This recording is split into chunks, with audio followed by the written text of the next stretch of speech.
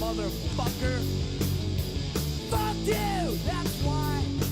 Cause fuck you, that's why. Cause helmets suck, that's why. And comics like you swallow, that's why. Fuck Pete Wilson, that's why. Fuck Dick Floyd, that's why. How's it going, everybody? And welcome to the Liberty Bowl. We are live as we are every Friday. We appreciate anybody that may be stopping by, anybody that may be checking out this video later, but we got a whole lot to talk about today. We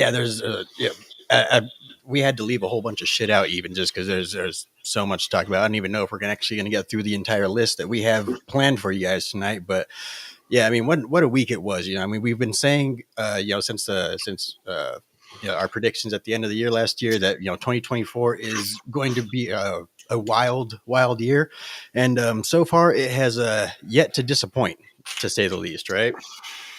So let's see. Starting out today, we got again, we're kind of recapping the news, so we're just going to touch briefly on some of the topics that aren't very pertinent, or maybe happened earlier in the week and it's kind of died down a little bit. But we're just going to kind of recap on some of the stuff. Let's see, we got breaking news that just happened today. Gonzalo Lira, the American journalist over there in the Ukraines, basically was jailed for as you guys know, was jailed for criticizing the regime, right? The Zelensky regime. Well, he is now officially dead in Ukrainian prison.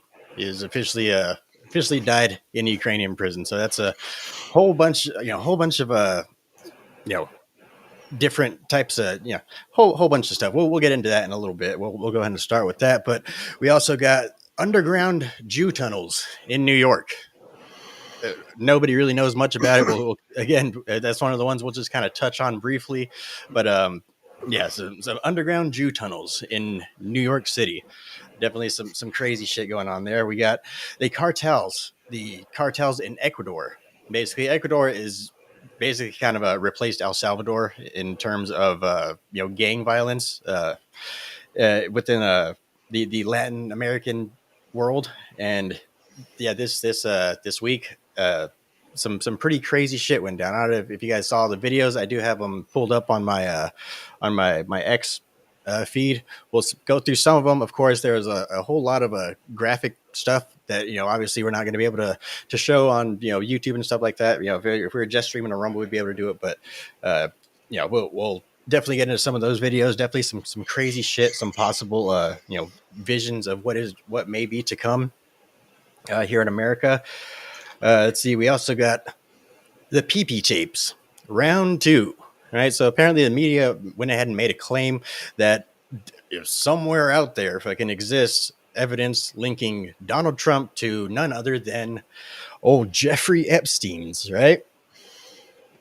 Of course, you guys knew it was coming. Ever since they started releasing some of the Epstein files, they're of course they're going to do everything that they can to link Trump to it in any which way they can. And of course, they're basically doing the same thing that they tried to do with the whole Russia collusion thing and the whole PP tape thing, basically saying, "Oh, there's definitely a tape out there. I've seen it with my own eyes and stuff." And obviously, it's all going to end up being bullshit. It's just election season rhetoric.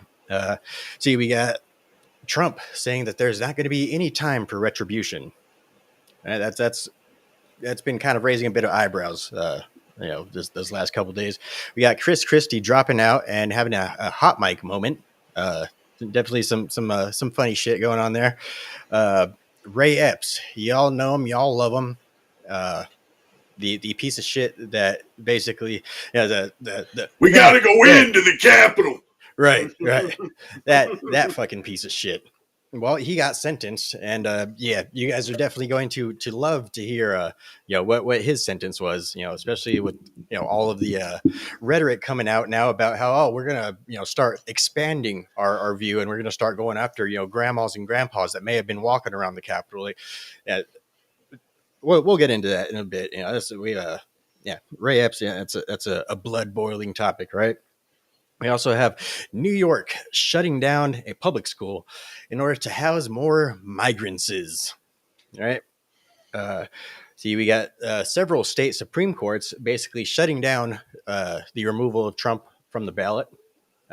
We have it's from Oregon and Nevada. I'm sure more states to come.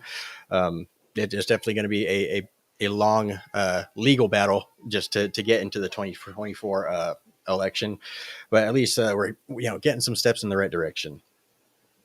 We have the United States and United Kingdom have began bombing like in Yemen again. I mean that's kind of our thing, but yeah, they're getting back to bombing old Yemen, and we also have Greg Abbott is went ahead and deployed the Texas National Guard to go ahead and secure the southern border and effectively relieving the federal border patrol from their duties over there, right? But anyway, man, you want to go ahead and tell us about some of your thoughts on the week. I want to go ahead and fix some of the lighting if you want to ramble a minute. Oh, absolutely insane out here. Like Larry just said here, what a wild week for fucking news. Obviously, so we're going to start off with the Gonzalo Lira story. It's basically an American journalist on the ground in Ukraine's covering, the conflict there, but cover it in a way that was unfavorable for, Joe Biden's and, of course, old Voldemort Zelensky. And, so taken, under, arrest, of course, imprisoned. This is where we're supposedly fighting for democracy and whatnot. They've eliminated 11 opposing political parties, closed down Orthodox Church, attacks their own citizens because they're Russian speaking and would rather be a part of Russia, so on and so forth, right? The epicenter of democracy. And it seems like they've achieved what with this journalist, what they've tried to do to Julian Assange for years, which was basically neglect him and let him get sick and die in a jail cell. All right. Yeah, I mean it's not like that's the only people that we leave behind too. I mean, I forget the fucking the dude's name, but there's a what is it, a fucking Marine? I believe it was a Marine that we have left over there in a Russian prison right now. And we're just leaving there sitting to rot. Really, everything with the Biden administration, it's all about optics. Everything's about how is this going to win me more votes? He does not give two shits about anybody. He doesn't give a shit about Brittany Griner. He doesn't give a shit about fucking Gonzalo Lira. Doesn't give a shit about the fucking people of Ukraine. Doesn't give a shit about anybody except holding on to his power and basically trying to hide. But yeah, the Brittany Griner shit was strictly to try to garner support from the black lesbians and fucking BLM. You know what I mean? He couldn't have cared less, obviously, because like was just mentioned, there's a Marine locked up there, but he'd rather trade for some fucking worthless basketball player that couldn't refrain from smoking for 4 days while in a fucking foreign country. Hey, that is asking a lot, man. Speaking of which, no, I'm just kidding. Yeah, but you're not getting paid hundreds of thousands of dollars not to. Right. And at the same time, I mean, we smoke weed, but let's be real. It's not like this is to the point of an addiction. We do smoke on the daily, but I guess associate the addictiveness of marijuana, because I'm not going to say that there's no sort of a habit forming pull towards it, but I'd put it on par with coffee. Black Rifle coffee to be exact.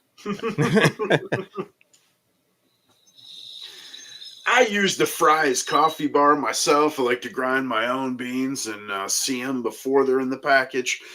So for most of the people around the country, that's King Super or Kroger. Great coffee bar. Since we're advertising our favorites here. Right.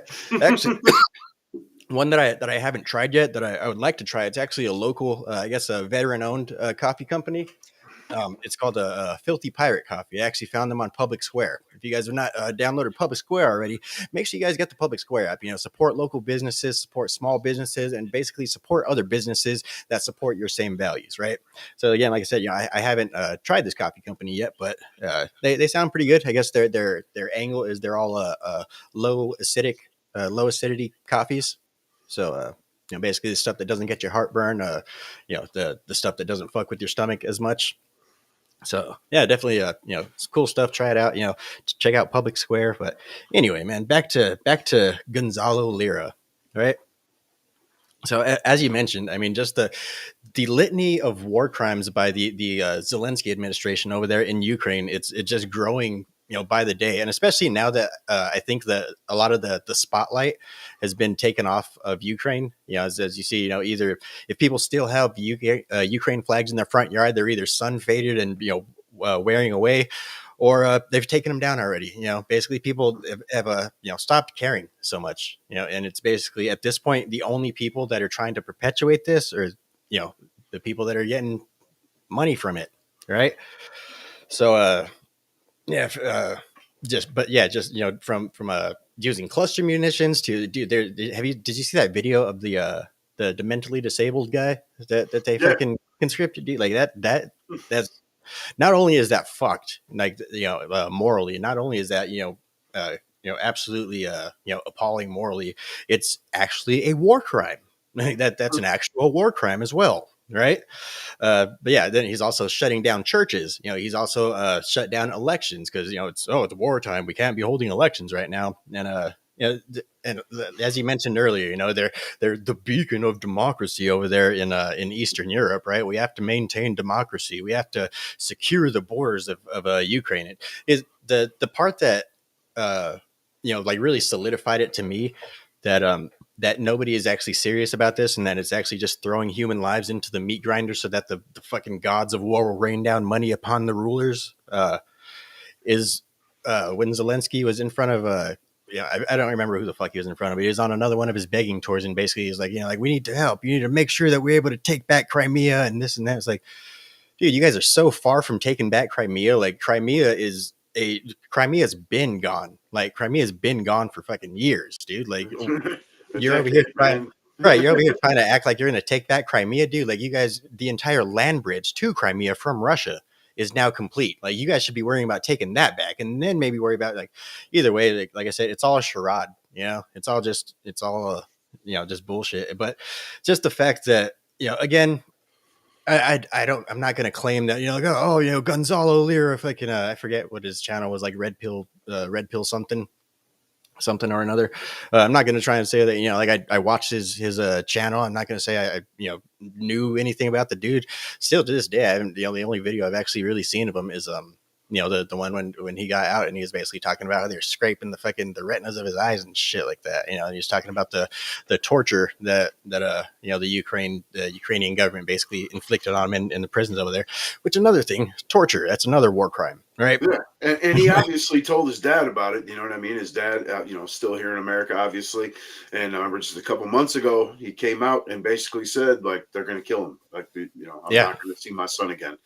And lo and behold, man, here we are. And that's, again, for those out there, this is an American, journalist. You know what I mean? That Joe Biden, he has Zelensky at his beck and call. This guy's begging for American dollars. He could have shut this down. He could have freed this guy's, snap of fingers, man. Right. Yep.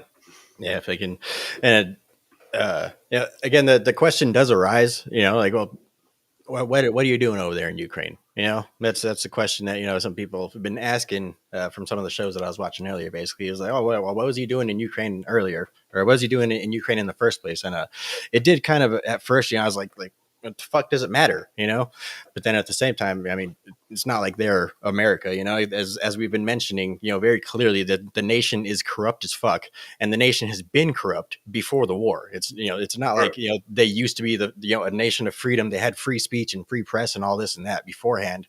And then all of a sudden war broke out, and now, they're going all corrupt and shit. They've always been corrupt, And so, but he was basically showing the other side, saying, "Look at, man, these guys that are telling you we're deep in a war zone, and Hitler's peas is killing everybody. They're sitting over here in Kiev having coffee on the street and going to concerts, and you know what I mean? Like, right. It's fake. It's an illusion. Yep. You know what I mean? And that's why they had to shut his ass down for sure. Yep. Yeah. But yeah, it just Yeah, like I said, I completely agree with everything that he's doing. Like I 100% agree to him. And again, I'm like I said, I'm completely fucking appalled. In my opinion, I'm rooting for Putin at this point. Fuck Yeah, Ukraine. Like yeah, and plus, take over the entire fucking nation. Like fuck them. It's crazy to me to question what he was doing over there. You know what I mean? Like you just Right, said, you got these talking heads that are questioning it, and journalists have flocked to war for fucking decades, like a century at this point. right, Hence the reason that you have World War II footage, fucking Vietnam footage. I mean, that's what these guys do. Like that's their heroine, man. You right. know what I mean? And again, going after the media, Yeah. war crime. Fucking like actually in actual fucking firefights and shit. Like there's people that are allowed to film firefights and shit, and as long as they have a fucking big shirt that says fucking press on them, he's like if anybody attacks them, that's a fucking war crime. Like yeah, Yeah. the press has pretty much freedom to fucking go through war zones and shit. Obviously it's at your own discretion and shit like that. But yeah, when it comes down to it, yeah, journalism during wartime, that's a war crime if you fucking basically go after the journalists and shit. Yeah, but like you said, this isn't the first. Like the prime example. They've Julian Assange, the biggest one, of course, and they just haven't been able to achieve the same outcome. The dude's been too resilient. He looks terrible. He looks half dead, but he's still alive, man. You know what I mean? And believe me, they would have loved that if he would have got pneumonia and died fucking years ago as well. You know what Right. I mean? Yeah. Yeah. Do you think? I mean, obviously, we don't know much about what's going on in Russia, or what the sentiment is, other than what we hear here and there. But do you think that Putin is basically a movement in Russia? Much to the same way that MAGA has become a movement in America. I mean, like you said, I really don't know what goes on there. He seems to have an approval rate, but at the same time, I mean, this is the ex-head of the KGB, so you know what I'm saying. Right. You really don't know what to believe, and he's switched back and forth from like president to prime minister.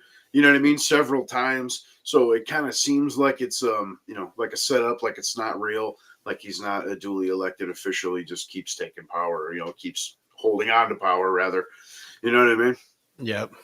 Yeah. But then again, I mean, like we say, uh, you're never going to get the actual reality. Like I'm sure over in foreign countries and stuff, they think that Trump is actively trying to overthrow the American Yeah, government right now.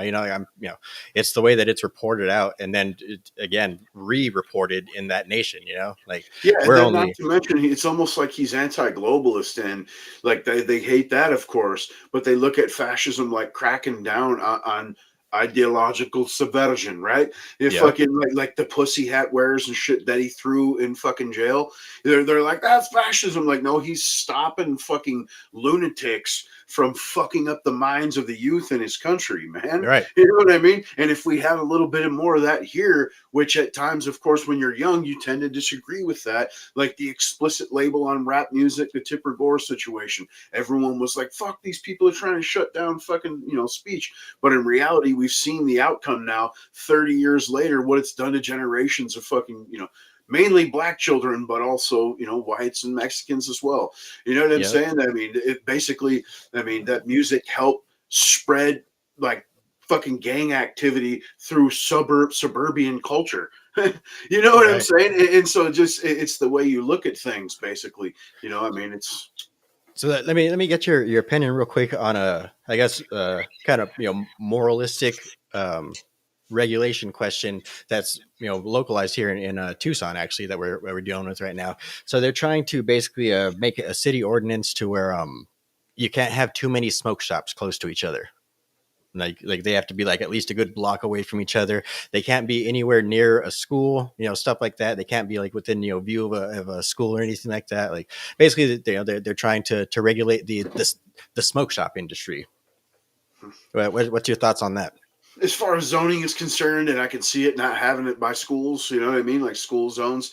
I mean, it's also it's drug free. It's unfortunately we've seen what gun free does, right? But drug free, that's a totally different thing. I mean, of course, you don't want your kids subjected to drugs. You want your kids protected with firearms, but you sure as hell don't want them subjected to drugs. You don't want them subjected to porno.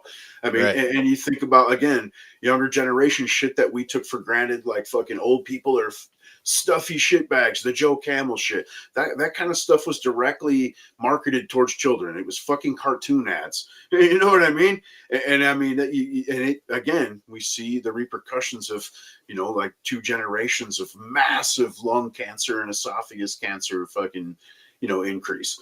So, I mean, yeah, there's repercussions for the smallest things that people don't see, So, I mean, I don't mind, like I said, guardrails to an extent, especially when it comes to your kids. But I also don't want that used as an excuse to, shut down, say, regular commerce or speech. You can still have those smoke shops. It just can't be within 500 feet of a school or 500 yards or whatever.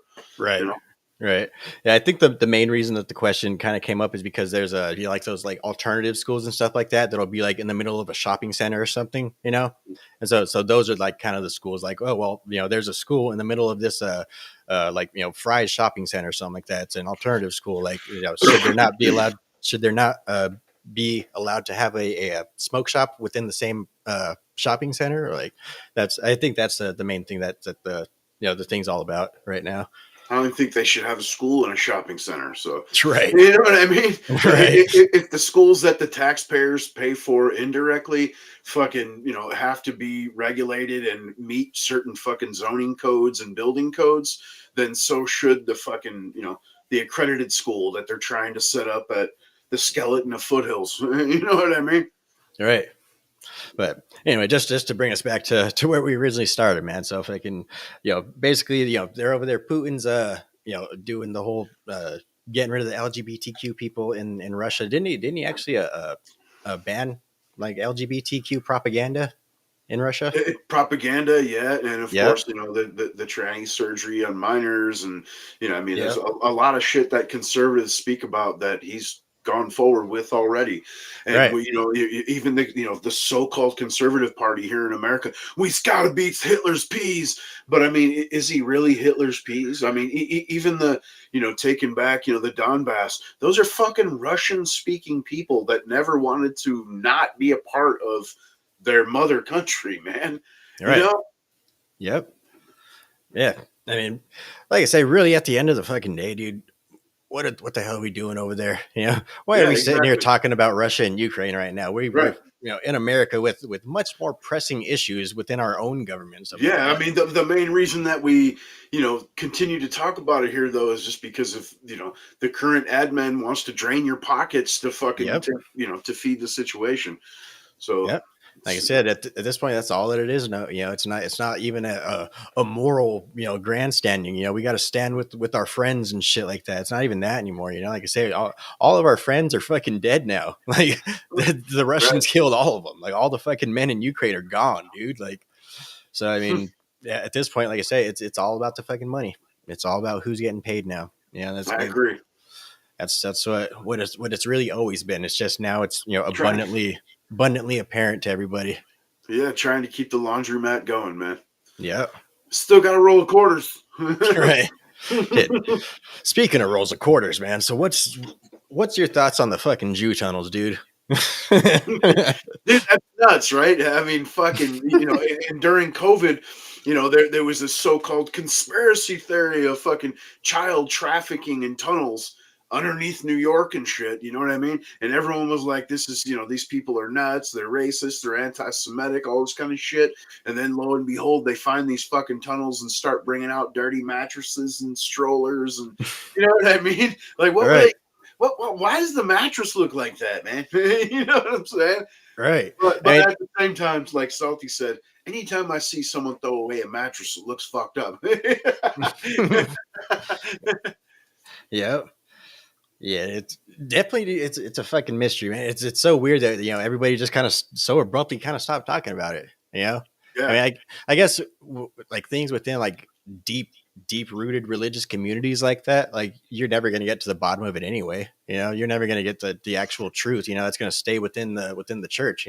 Just like the goddamn Mormons and all their fucking child molestation and shit. They actually just we held a trial within the church and we decided not to report it to the authority. Like that's Yeah. Same Yeah. as the Catholic Church, yeah. Right. And it's but I gotta say, man, the memes were fucking fire, dude. Right. Really. Shit, I wish I had some of them pulled up right now, man. But yeah, they're fucking great, man. Yeah. Yeah, dude. Old gargling glass, man. That guy was sending a few, and of course the Twitter zones was alight with it, dude. Let's see if I could find some.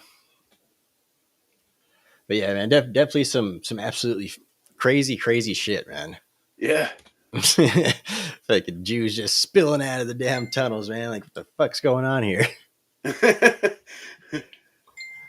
Like, is this real? Let's see. You got some photos coming. We also got Ronan in the chat. Ronan 2020. How's it going, buddy? Welcome back to the show. We appreciate you as always. There you go. There's a few of them for you. I just sent a couple ones. Gargling sent over. Yeah, let me go ahead and pull these up real quick. What up, Ronan? How you doing, man? Thanks for stopping by again, son.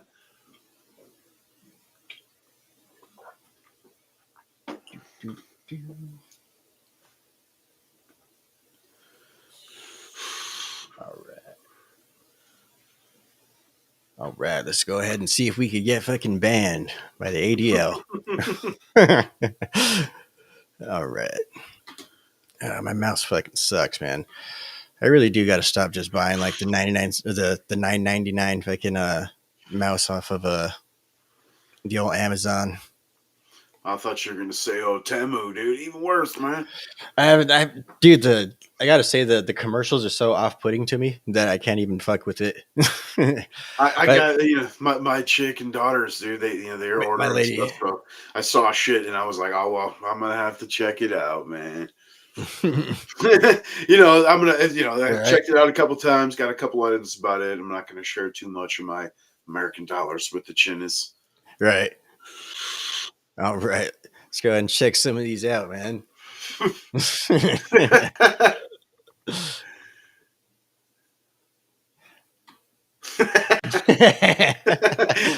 Classic. Right. Yep.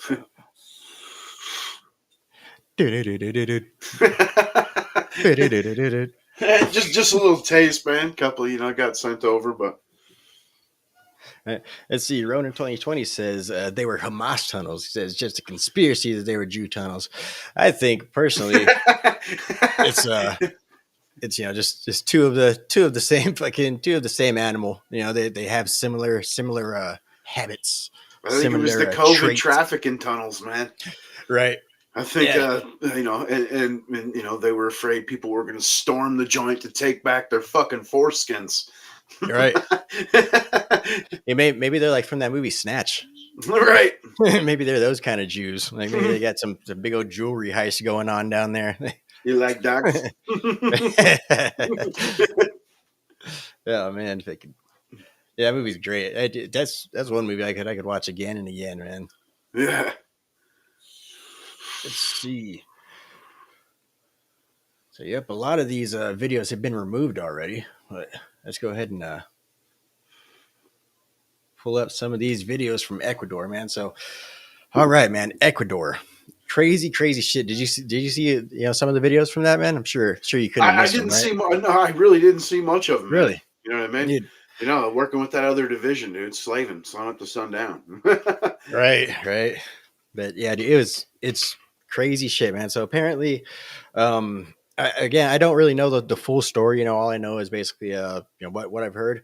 So I guess one of the big leaders of of one of the cartels down there in Ecuador went missing for 2 days, and I guess it turns out the authorities got him or something. Again, like I said, I don't really know too much. All I know is one of the big leaders went missing, and basically the cartels went ape shit in the streets, and they went ahead and they took over TV stations like during live broadcast, and fucking had the host like with guns to their heads and all that shit. Well, I got some of the videos coming up here soon, and then violence in the streets all over. I mean, they were fucking shooting up cop cars everywhere. Like it for all the videos that were coming out, dude, like it looked unreal. It did not look like real shit, dude. It is too real of shit. Like it was an act. Like they want to talk about an insurrection, or even an attempted insurrection. This is what an attempted insurrection looks like an actual, insurrection attempt. But check it out. This video right here is from the, I guess from the TV station that they took over. Yo te garantizo, ya pon el arma ahí, tranquilo. Ponte el arma, ponte el arma. Ponte acá, pon la mano a la nuca, hombre, ven acá. Tú también, ven acá, pon las armas ahí donde yo vea. Las armas donde yo vea. Las armas donde yo vea. Las armas donde yo vea. Ven acá, tranquilo, quieto. Quieto, yo te garantizo. Quieto, quieto. Quieto, quieto.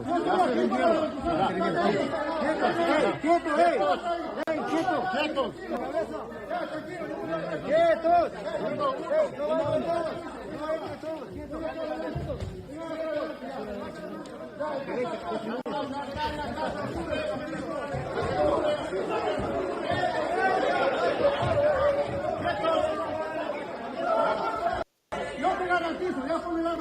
Okay, so yeah, apparently that was after the takeover of the studio, and that's the police coming in and basically getting all these people and taking them, taking the studio back over. So apparently, all of these people were like teenagers, like 13 to 18, like teenagers that took over.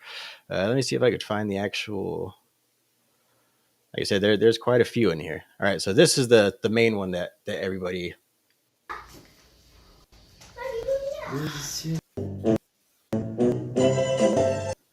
Yeah, so all of these fucking kids right here basically came in, took over the studio. No. Came in acting like fools and shit. That's them. No.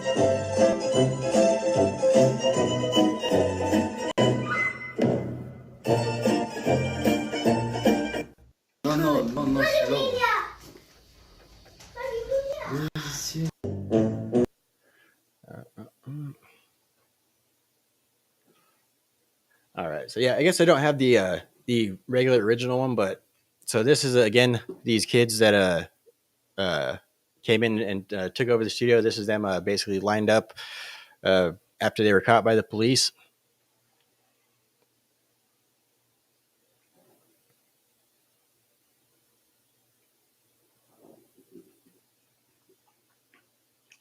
This is fucking little punk ass, dirty ass, ghetto fucking gang members, and when they face real military force, dude, it's immediate fucking fold. You know what I mean? Right. Yep. At least for the most part. We're gonna get into some crazy ones up here soon.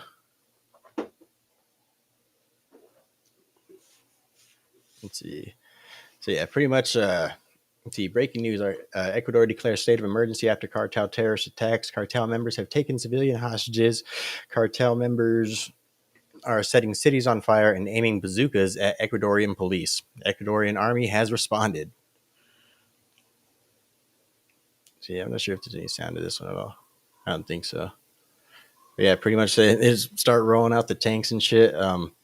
So again, like I said, they basically all the MS-13 style like violence and shit like that among the Latin American gangs, they all basically just moved to Ecuador. Ecuador is basically where it all went down, and I guess there's some sort of a regime change of sorts going on over there in Ecuador, and so yeah, it's violence breaking out. I guess they're trying to round up a lot of these gang members and stuff like they were like they did over in El Salvador, and this is basically how it's going so far. Let's check this one out. So this is in the streets. Like the studio thing was just kind of like what went out to the world first.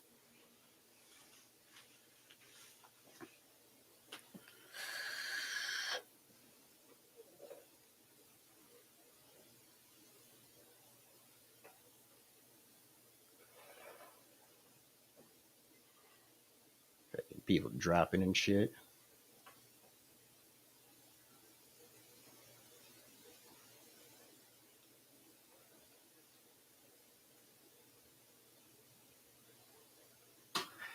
But yeah, basically, like I said, this is what a coup looks like. All right, so this is basically the other way around, right? So all these people in the back with all these knives are all cartel and gang members, and these people down here are, I guess, Ecuadorian military. They also took over a prison over there in Ecuador. Like I said, they it was an actual attempted insurrection. They were actually attempting to overthrow the government, and basically, this is what it went down as. Crazy fucking shit.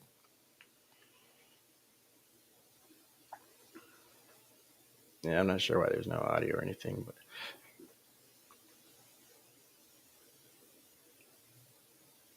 yeah, and you could tell, dude, all these people back here are like fucking kids. Like, do you imagine being one of those dudes, man? Like that is an insurrection. So I guess it lasted about 48 hours, and from what I've been able to tell, things have basically kind of returned back to a state of normalcy. But some crazy shit, man. Again, these are people that are coming through our southern border right now, right? So Ecuador, let's see, right? Yeah, it's just north of Peru and just south of Colombia. So not exactly the the best place. Definitely a high crime area. And yeah, dude, a lot of these people are coming here with Joe Biden's open borders, and this is what's happening.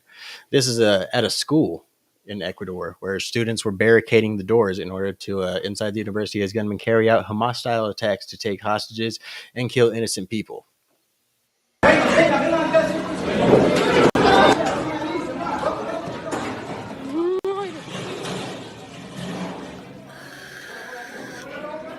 Fucking ridiculous calling it Hamas style. Of course, it's all about fucking.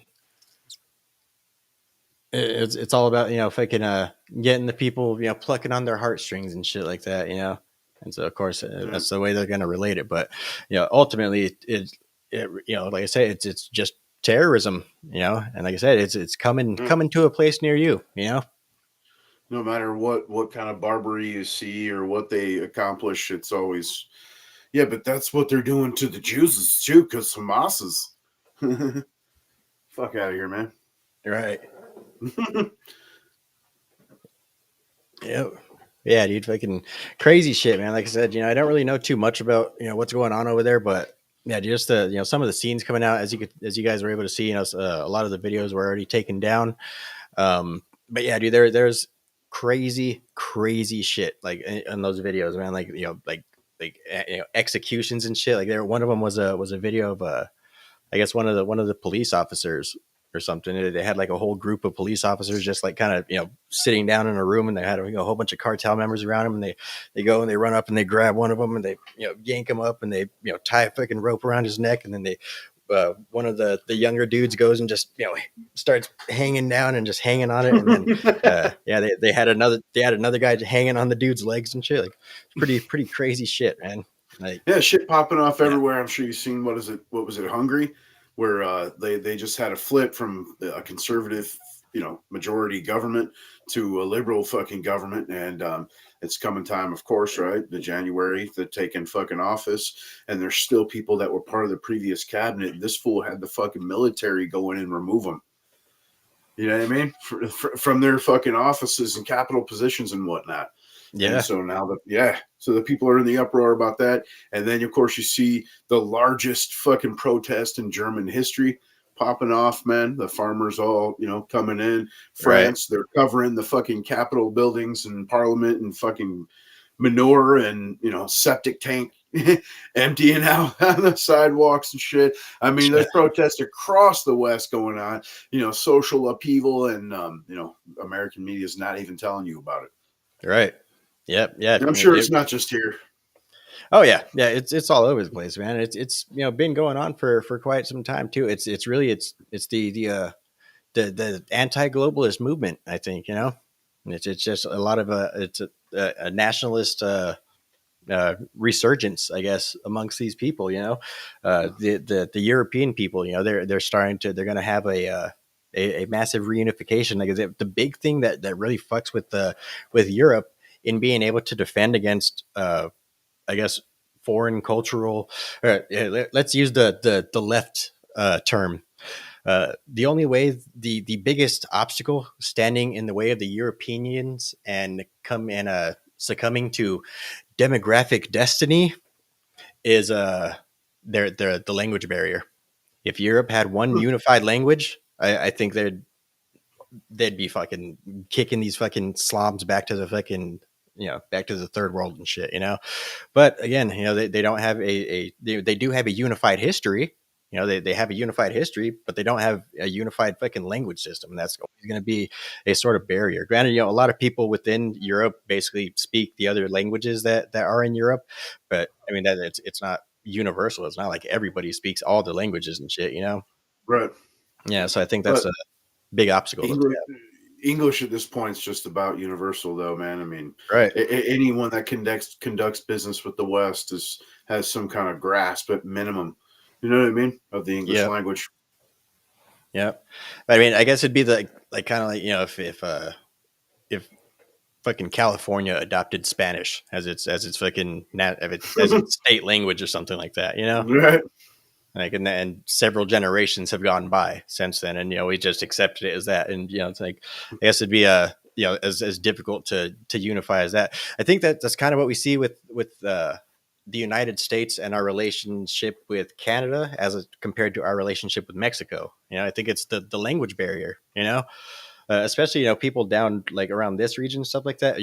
Culturally, the conservative right definitely identifies a lot more, I guess, ideologically, with the Hispanic people than with the fucking Canadians, with the Canadians, the Canadian socialist, I guess, but just in terms of, if I can just, I just want to work and take care of my family and shit, that's basically what fucking, like actual deep into Mexico is, the border towns are basically all about just fucking drugs and violence and all that shit. But yeah, like I say, it's just the language barriers. And I think that's what's really going to be difficult for Europe to deal with. I forgot how we even got on the subject in the first place. But I don't know. I mean, it all ties into immigration. I mean, you could go on to the next one there. Old Texas.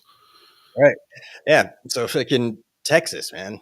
Texas basically coming in and I guess making good on what Greg Abbott said he was going to do. He basically is declared a state of emergency, I guess, of some sort, and basically went ahead and sent in the National Guard to go ahead and kick the Border Patrol to the curb. Basically, tell them to go fuck off. Yeah. Yeah. Yes, sir, man. Good shit there, right? And it's like you said, like, just showing these films of these violent cartels and gangs and whatnot. It's what's being imported, right? And it's based off of I sent you a clip on Messenger. If you got it up there, Jerry Nadler, man, and he kind of gives a breakdown on the view of the way that they see these people. I mean, they're not welcoming you in because they're all about inclusion and diversities and whatnot. They want you to be their fucking slave labor, and they want you to fund their retirements. And we've let the so-called elected leaders, degrade our system and rob it and stack it, like a structure to the point that, like, without so much downward pressure with, the lower class basically absorbing it, man, the whole fucking tower just crumbles. All right, let's go ahead and check out this video he sent real quick. See, so it says, Rep Nadler, our vegetables would not. No, I can't see that part. Would rot in the ground if they weren't being picked by many migrants.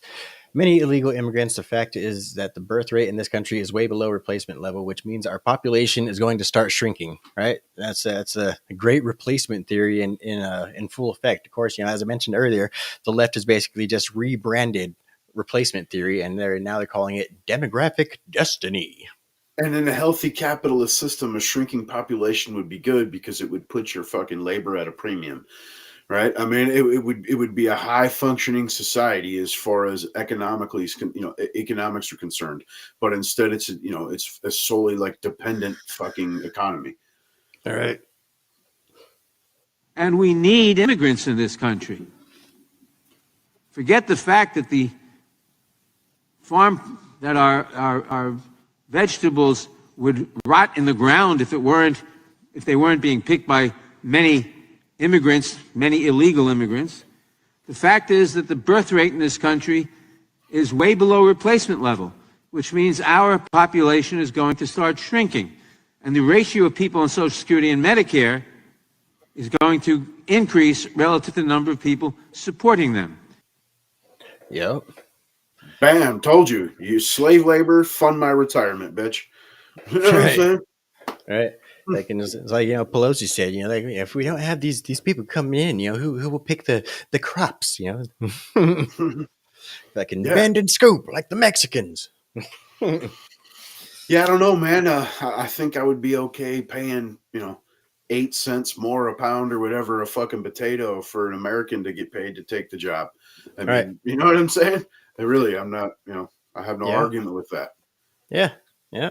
Shit, fancy motherfuckers should be, starting to grow their own shit anyway, I do remember, as you said, you do have some issues, where you live at the old javelinas. Right. Getting in old Mr. McGregor's garden over there, man. Yeah, you just got to put up the fence, man. You know what I mean? Definitely. And it sucks here to grow too, because it takes a shit ton of water, and you got to have partial shade. Yep. Yeah. Yeah. You pretty much gotta have shade all year round, or all throughout the summer, just because it gets ridiculously hot out here. And we see, where we work, there's a lot of farms and whatnot, and we see where they fill the aqueducts. They basically take, a third of the state's water supply and direct it to the farms for months at a time, so we can have fresh produce and shit here. Right. It's all about that cotton, bro. Yeah, cotton. Right. The fucking I don't know. Trying to think of a third C, but fucking. But cotton, even like in Michigan and shit, criminals. we would be getting produce in the winter, and it would say, product of Arizona. You know what I mean? Yeah. Yeah, I think I don't know. I think we're starting to get a lot better with controlling environments and stuff like that. In terms of like heat regulation and light regulation, all that type of stuff for like indoor greenhouse style growing and stuff like that. So I think we could kind of we could definitely get back to being a more agricultural society. I think rather than being a Monsanto-sized society. Yeah, and I've actually seen instructional videos on how to put together basically a partially in-ground greenhouse to where you can grow all year round, man. That because it's underground like that, it'll prevent any kind of freeze to roots or any kind of damage to the foliage. Let's see. Fuck, man. I forgot where we're at. All right, so back to old Greg Abbott's real quick, man. So obviously this is a states' rights in action right here. This is basically what the 10th Amendment is all about. All right. Sorry about that. Yeah, but like you said, Shrinking. classic shit, man. Not only did he call the National Guard in, but they threw the fucking goddamn CBP the fuck out of the border stations. Right. And took them over like we're going to enforce fucking entry. You know what I mean? Yep. And it's great because, I mean, obviously I've never been in fucking law enforcement. I've been really on the other side, but from what I've seen in movies and shit, man, that's usually the opposite. Yeah, the opposite way it goes around. Usually it's the fucking federal government stepping in. All right, step aside, staties. We're taking over from this point. Yeah. No, in this case, it was the opposite, man. It was the fucking the Texas National Guard basically coming in and telling these federal border patrol agents, which we'll get into that right now in a second, to basically go take a knee, man. Go fucking get you some donuts. Matter of fact, go make some sandwiches. Right. Yeah. Right. But yeah, man. I mean, we've talked about our thoughts on the modern state of border patrol. Actually, I just saw a news article that came out. Of course, only reported on the right side, but essentially the U.S. military isn't so much having a problem with getting their numbers up. The U.S. military and border patrol and local law enforcement and stuff like that, they're not really so much having issues with getting their numbers up. They're having issues with getting white people to join in. Basically, fucking white people are resigning from the military in droves and fucking from law enforcement, from border patrol, and all that shit. And again, to those people, I tip my hat. You know, like I said, you refuse. You have morals. You have backbone. You have some sort of I got mixed emotions on it though, man. You know what I'm saying? And not to say that everyone else is incompetent or anything like that, but you're going to have a lot of fucking just diversity hires. People who hire not off of skill, but off of fucking, cultural appropriations. Yep. You know what I'm saying? LGBTQs, Blixes, fucking lesbians, dude. You know what I'm saying? And, we see what happens with that, dude. Like fucking doors blowing off of planes, and Right. that with Alaskan Airlines, that same company just dropped an ad before they had to ground fucking dozens of planes, where it was their main focus now is tranny fucking steward and shit. You know what I mean? Like, I think a lot of people are coming to terms with the fact that this nation's not going to be here, like to fight for in the near future, unless you actually fight for it from an outside perspective. When tyranny becomes law, fucking that whole thing. I think that's what's happening right now.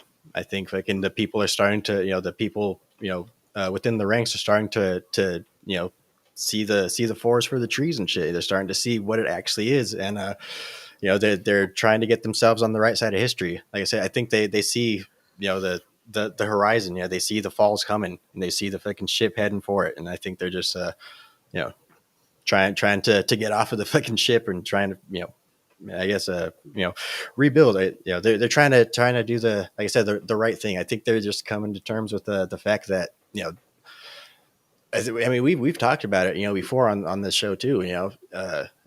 Donald the Trump. reason the Zuckerbergs are building fucking bomb shelters and shit, bro. Right. The reason these fools are spending hundreds of millions of dollars to isolate themselves on islands and fucking, you see now the dude's starting a fucking cow, like a cattle farm. You know what I mean? Now he's raising Wagyu beef and shit. He's setting himself up to be self-sufficient. You know what I mean? And walls don't work, of course. That's racism's on Facebook, but the motherfucker's got a 17 fucking acre wall. You know what I mean? Yep. Yeah, fucking walls on an island definitely work. Yeah. Just ask Epstein. It's fucking bigoted and fucking heartless and racist to enforce, your border control, but it's good and fucking double plus good if you do it in the Ukraines for billions of your tax dollars. Right. Right. Yeah, fucking everyone else's borders is what's actually important, right? Because fucking those fucking other people's borders pay us. But yeah, man, like I said, I think they see for what it actually is, man. Like I said, it's we've gone from it's morning in America to it's morning in America. Like not the sunshine kind of morning, like we're mourning America right now. Yeah. Right. Yeah. Yeah, I feel that. That's what I was saying. Like, you got mixed emotions about it. You want to laugh. They can't feel it with white people. You know what I mean? Right. Because it's been an anti-white situation in this country building for quite a while now. And fucking, so you're reaping the repercussions. But like I said, at the same time, there's a very good possibility you're going to end up with a way more incompetency.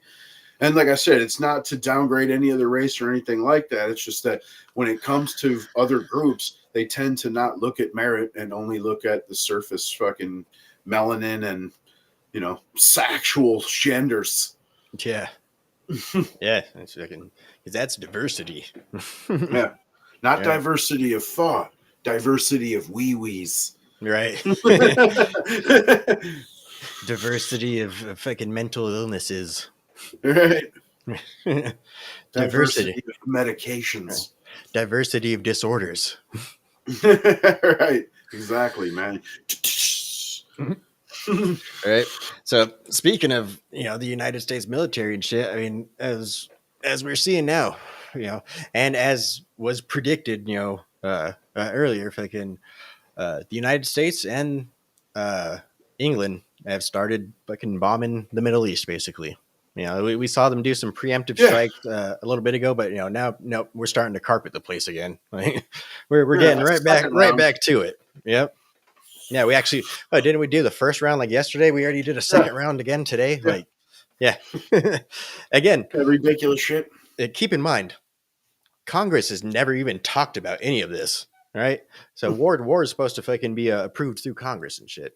They've never even talked about any of this shit, and let alone approved Yeah, it or voted yeah, on and it or any of America that. and America's not in a direct conflict, so it's not even like wartime emergency powers for the executive branch.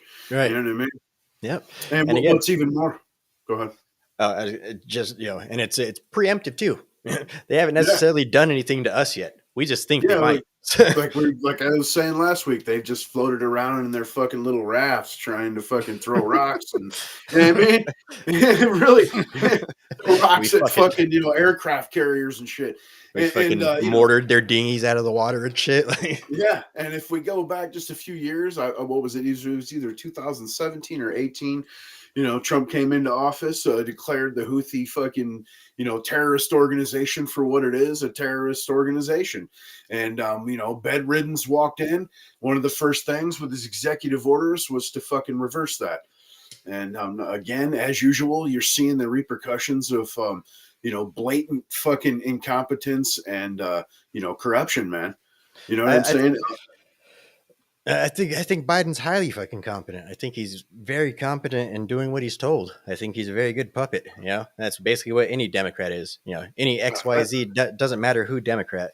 That's what makes a good Democrat is doing what you're told. I think at this point they got to dope him up just for him to be able to fucking sign his name. You know what I'm saying? I mean, the guy is in steep decline, and that's not even talking shit. Like, that's fucked up, right? If that was my grandfather, I would not want to watch that dude disintegrate on national television. You know what I mean? What if he made you shower with him when you were a child? Right. Exactly. In that case, fuck that old bastard.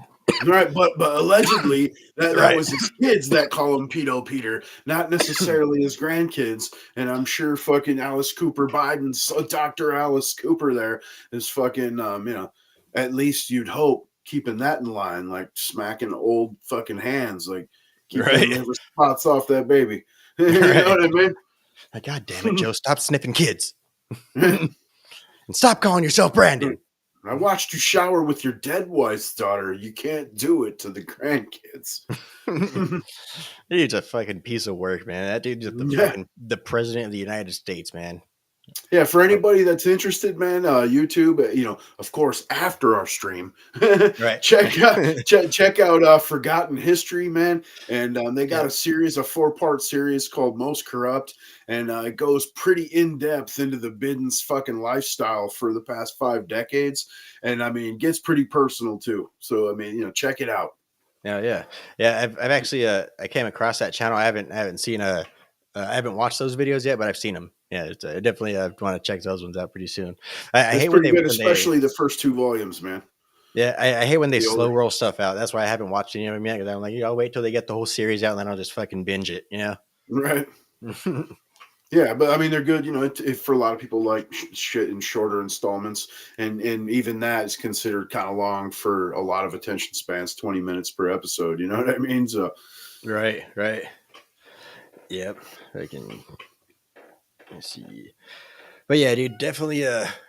Definitely. Like I said, there's definitely going to be much more boots on the ground. I mean, Taiwan's holding an election today, right? I know that's not on the list, but yeah.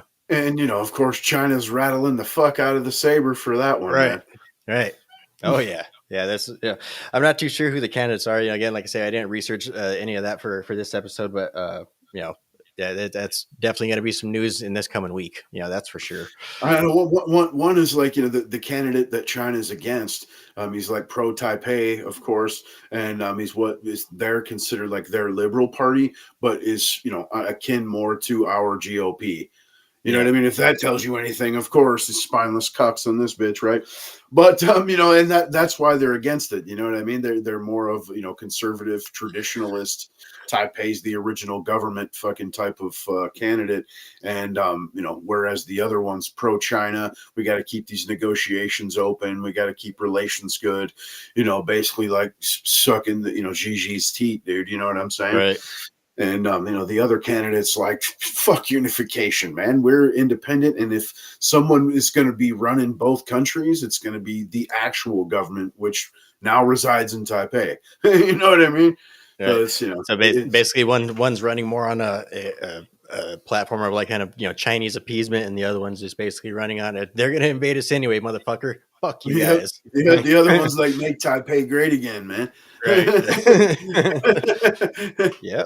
Like I said, there's a nationalist resurgence all over the world, man. The only thing that I worry about is whether or not it's orchestrated, is whether or not, it's intended, because it's not like it would have been too difficult for somebody to fucking calculate, like, well, if we actually fucking starve out the people, there's a lot of the people that are going to eventually rise up against us, and they're going to have a huge nationalist movement. I hope that that's not something that's actually intended. Well, we're going to get huge nationalist movements in all these places. Well, revolutions are going to happen, civil wars are going to happen all over the place, and well, guess what? A huge fucking percentage of these nationalists, their a huge amount of their numbers are going to be wiped out, and therefore everyone's Right. going to be much more docile.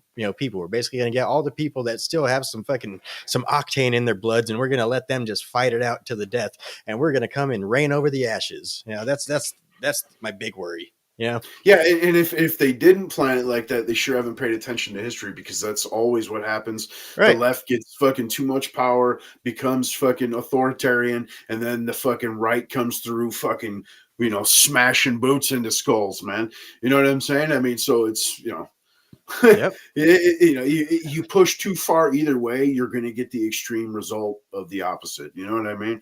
And so yeah, I agree with you. It was definitely either planned or they didn't pay attention to fucking the theory of things. you know? Right. Either that, or another thing that I worry about is I haven't really written too much in it yet, but that book idea that I have, basically the world that I've created in my mind and shit, that's basically how things are controlled. They basically let every fucking nation break down into an ultra nationalist type thing, and then they basically have a united world coalition, to where basically each nation send forth a representative to represent them among the global coalition, and basically the global coalition controls all trade. They're basically in control of all trade, 100% trade, except on the national level. Basically, nations could have their own, individual currency, their own systems, and all that type of stuff. But when it comes to trade amongst other nations, or trading, say if you need some supplies, that's not local to your region, that needs to be approved, and fucking it's a whole bureaucratic thing, and basically that's going to be the way that they control everything. That's the way that they unite. That's the way that they completely take global control, is by basically dividing everybody so much to the point where, like, you hate your neighbor, and you're afraid that if you ask them for fucking a cup of soup or something, that they're going to start a fucking all-out war. Basically, that's the whole thing, is, oh, war is imminent if you fucking interact with your neighbors and that type of stuff. Basically it's Instead, in reality, they've rolled it out like a divide and fucking, occupy, basically. You know what I mean? As far as like distractions, you know what I mean? Video games, football, you know what I'm saying? Shit Right. like that. And, the ease of fucking, life basically here while they do their thing. You know what I mean? Where you don't know your neighbor. You don't have to be inferior neighbor if you don't know the motherfucker exists. You know what I'm saying? I don't mean like your actual neighbor. I mean like your neighboring country. Right. Like your but I'm saying, like, you're closed-minded. You know what I mean? Like, people are Right. We are divided, but we're also distracted, and to the point to where like I said, people don't know anything outside of their own bubble, man. Yep. You know what I'm saying? For the most part, obviously there's people that like to try to stay educated and read both sides, get their blind spot, shit like that. But for the most part, that's across the board, especially in the West, man. Yeah. Yep. Yeah, fucking yeah. Again, it's all just time will tell in all of it, Mm-hmm. and it's just keeping your head on a swivel. It's kind of like being on a ship that's just floating through a fucking massive storm. You can try and fucking keep her controlled as much as you want. You can try and even pretend and tell yourself like, oh, don't worry, we're anchored, we're fine, we're not going nowhere. But in reality, there's no possible way to fucking control that. And I think that's basically what the actual goal is to destabilize everything. And basically, they're the people that have the most resources. They're the people that have the most knowledge. They're the people that historically, have the right to reign over these people, because they have, a legitimization through what they call stakeholder capitalism, right? Because they hold stake in all these different fucking industries throughout the world. And I think that's, basically they're just going to let everything completely destabilize. And of course, when nations and worlds are destabilized, nobody is ever actually in control. Even the people that you might think are in control, even you might think, oh, government's in control of all this. They're nobody is ever actually truly in control. It's really a fucking like I say, it's a crazy ass fucking. You can plan a picnic, but you can't predict the weather. Exactly. And so I think that's basically what their plan is, just fucking destabilize it, and just they understand, how things work in destabilized nations. They know all about destabilized nations. They do it all the fucking time, Yeah, I mean, and America's been a part of it, man. Yeah. Oh yeah. Yep. So Hence, that's why I think the Biden administration is openly I don't think they're actually even hiding anymore. I think they're openly fucking trying to destroy the nation, because again, they're trying to do that same plan. They basically have the legitimization of the people and stuff like that. They have their people that blindly follow them, and I think they're just going to completely try to destabilize and then just rebuild. yeah, And it's completely planned, dude. I mean, like I said before, previous times, several times, you could download the fucking goddamn, the UN charter, and it explains this shit, replacement migration, that it's not a fucking theory, that it's put in practice. It breaks it down to how much each country in the West needs to let in to fucking reach these certain goals. And it actually was stating that the US already lets in more than what they would need, what we would need for replacement migration. And then also, of course, you can watch the WEF fucking meetings there in Davos, right? That's all across the fucking inner zones. And they tell you the plan in detail as well. It's just that, if you point it out as a regular person, then the media comes out and, you're a conspiracy theorist, or you're a fucking nut job, or borderline terrorist, or what have you, when in reality, you're just pointing out, man. right. It's like I say, they're afraid of the truth, man. They're such demonic creatures hiding within the shadows that But like I said, though, it's crazy. They put the truth out there. You know what I'm saying? Like I said, like the UN Charter, for instance, is free for everyone to go download, but yet they know most people won't. So the few that do, they're crazies. right. They're gonna get you insurrectionists, dude. White supremacies. Well, it all depends on what kind of insurrectionist, white supremacies you are, man. Because as we know, not all insurrectionists are created equal, especially within the eyes of the law, right? Right. Yeah, we just seen that just the other day in Colorado, man. You had pro-Palestine come in and interrupt official proceedings in the fucking goddamn state senate there, and completely take over the joint, flood it, chanting, and inside of the chambers with the representatives.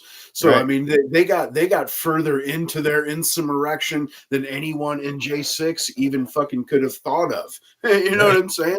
I mean, the only difference is they're not claiming a cop that killed himself fucking days later got killed there. You know what I mean? That's Fucking, what I was actually talking about though was fucking old Ray Epps.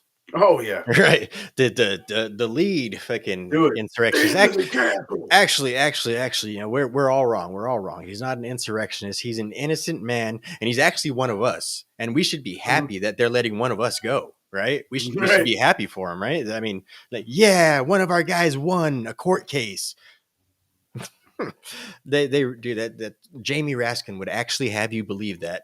But actually have you believe that as the case, man, dude.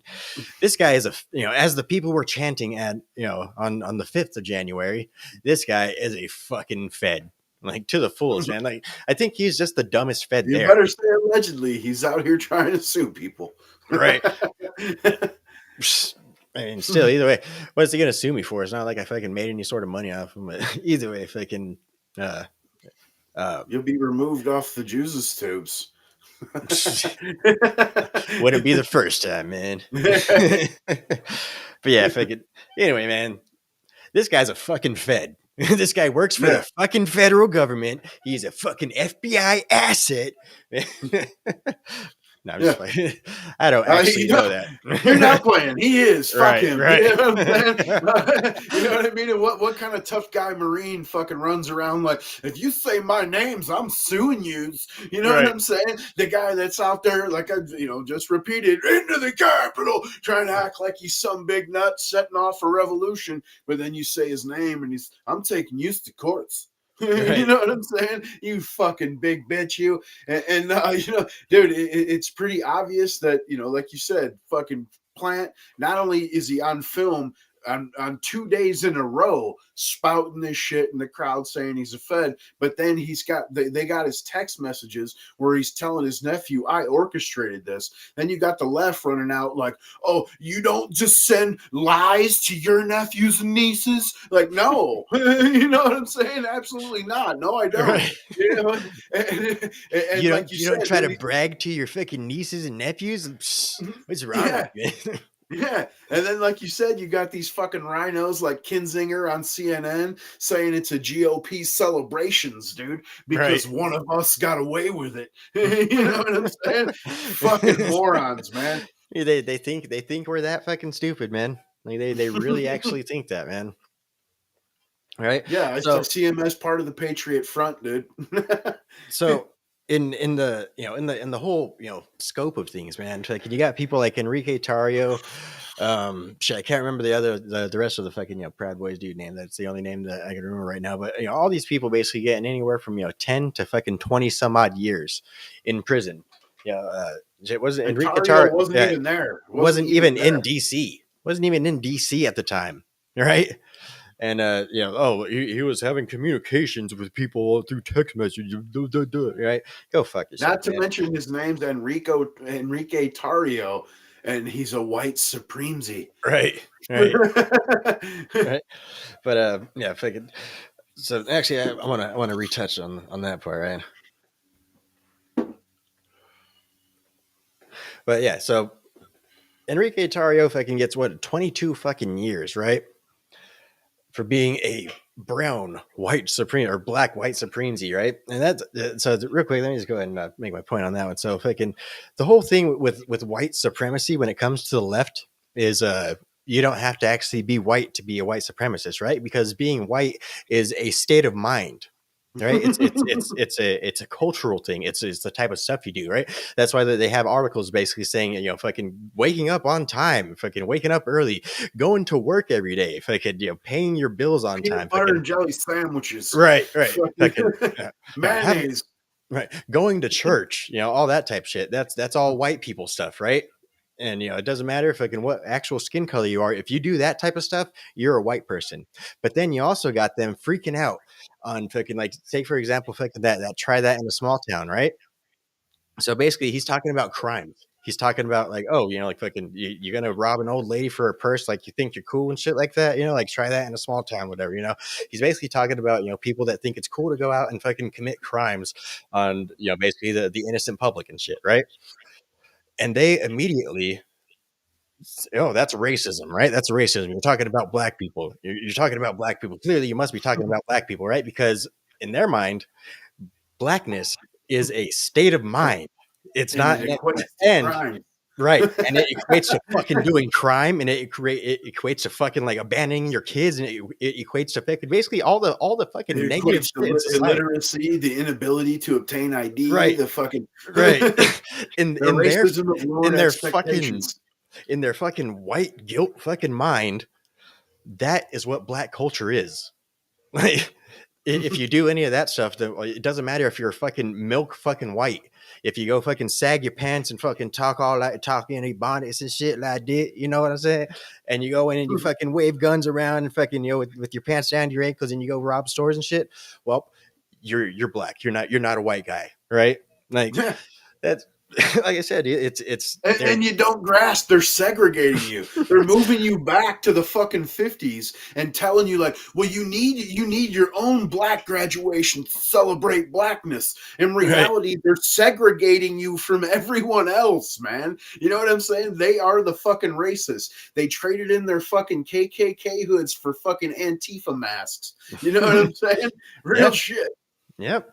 Yep. You notice in fucking the one side that doesn't ever wear masks when they go out. The only reason that they're actually able to name people like Enrique Tarrio is because of the fact that we ain't out there trying to be in masks, fucking like like the Klansman was back in the day, right? That's basically Instead that hat scares people. Right. Your lack of a fucking face scares people, motherfucker. Like your lack of a fucking face and sociopathic tendencies fucking scare people. Like right. But so anyway, man, you got these brown white supremacists getting fucking 20 some odd years. How much do you think an actual white insurrectionist would get? Someone like Ray Epps, man, he's probably doing fucking life, right? That's what you would assume. I mean, considering, especially, like I said, Enrique Tarrio wasn't even in DC at the time. And you also got fucking I forget who the fuck it was. One of the fucking Biden administration basically saying, "Oh, we're actually going to expand the dragnet. Now it's not just people that went in the building. Now, if you were on the grounds at all on January 6th, then you're going to be charged with being on restricted grounds, whether you knew it or not." Right. So we're expanding the dragnet, right? So someone like Ray Epps, man, fucking, we got to go into the Capitol. That's where our problems are at, in the Capitol, right? Someone like that, he's got to be doing life, right? 1 year of probation and a $500 fine. Let that sink in, motherfuckers. Yeah. But no, he's definitely not a government asset, right? Definitely not a government asset, right? They're so blatant with it, these days. You're like fucking. I mean, it's insulting, and I think that's what the goal is, man. We touched on it last time, and I think that's what the goal is going to be for the rest of this fucking year, man. They're going to keep doing this outrageous type shit. We can't even imagine what they're going to be fucking up to next. They're going to be like they're already trying to fucking recruit illegal immigrants that came to this country illegally into our military. They're trying to get illegal immigrants who came to this country illegally to be police officers. Like, are you fucking kidding me? They're going to do it too. Like again, like I said, they don't give two shits about the repercussions. In their mind, it's all or nothing right now. It's fucking, end game is fucking, if Trump wins, then everything is, the world is over, And so in their mind, they're saving the world right now, And they really are trying to turn it into their fucking multicultural fucking, utopia democracy, and when you have Joe Biden out here saying our democracy, he's saying our, because he's talking about him and the fucking lunatic leftists. You're excluded. We live in a republic. They in their minds, they live in a democracy and you're not a part of it. You know what I mean? And like down here where we live in Arizona, there's fucking the Spanish Chamber of Commerce.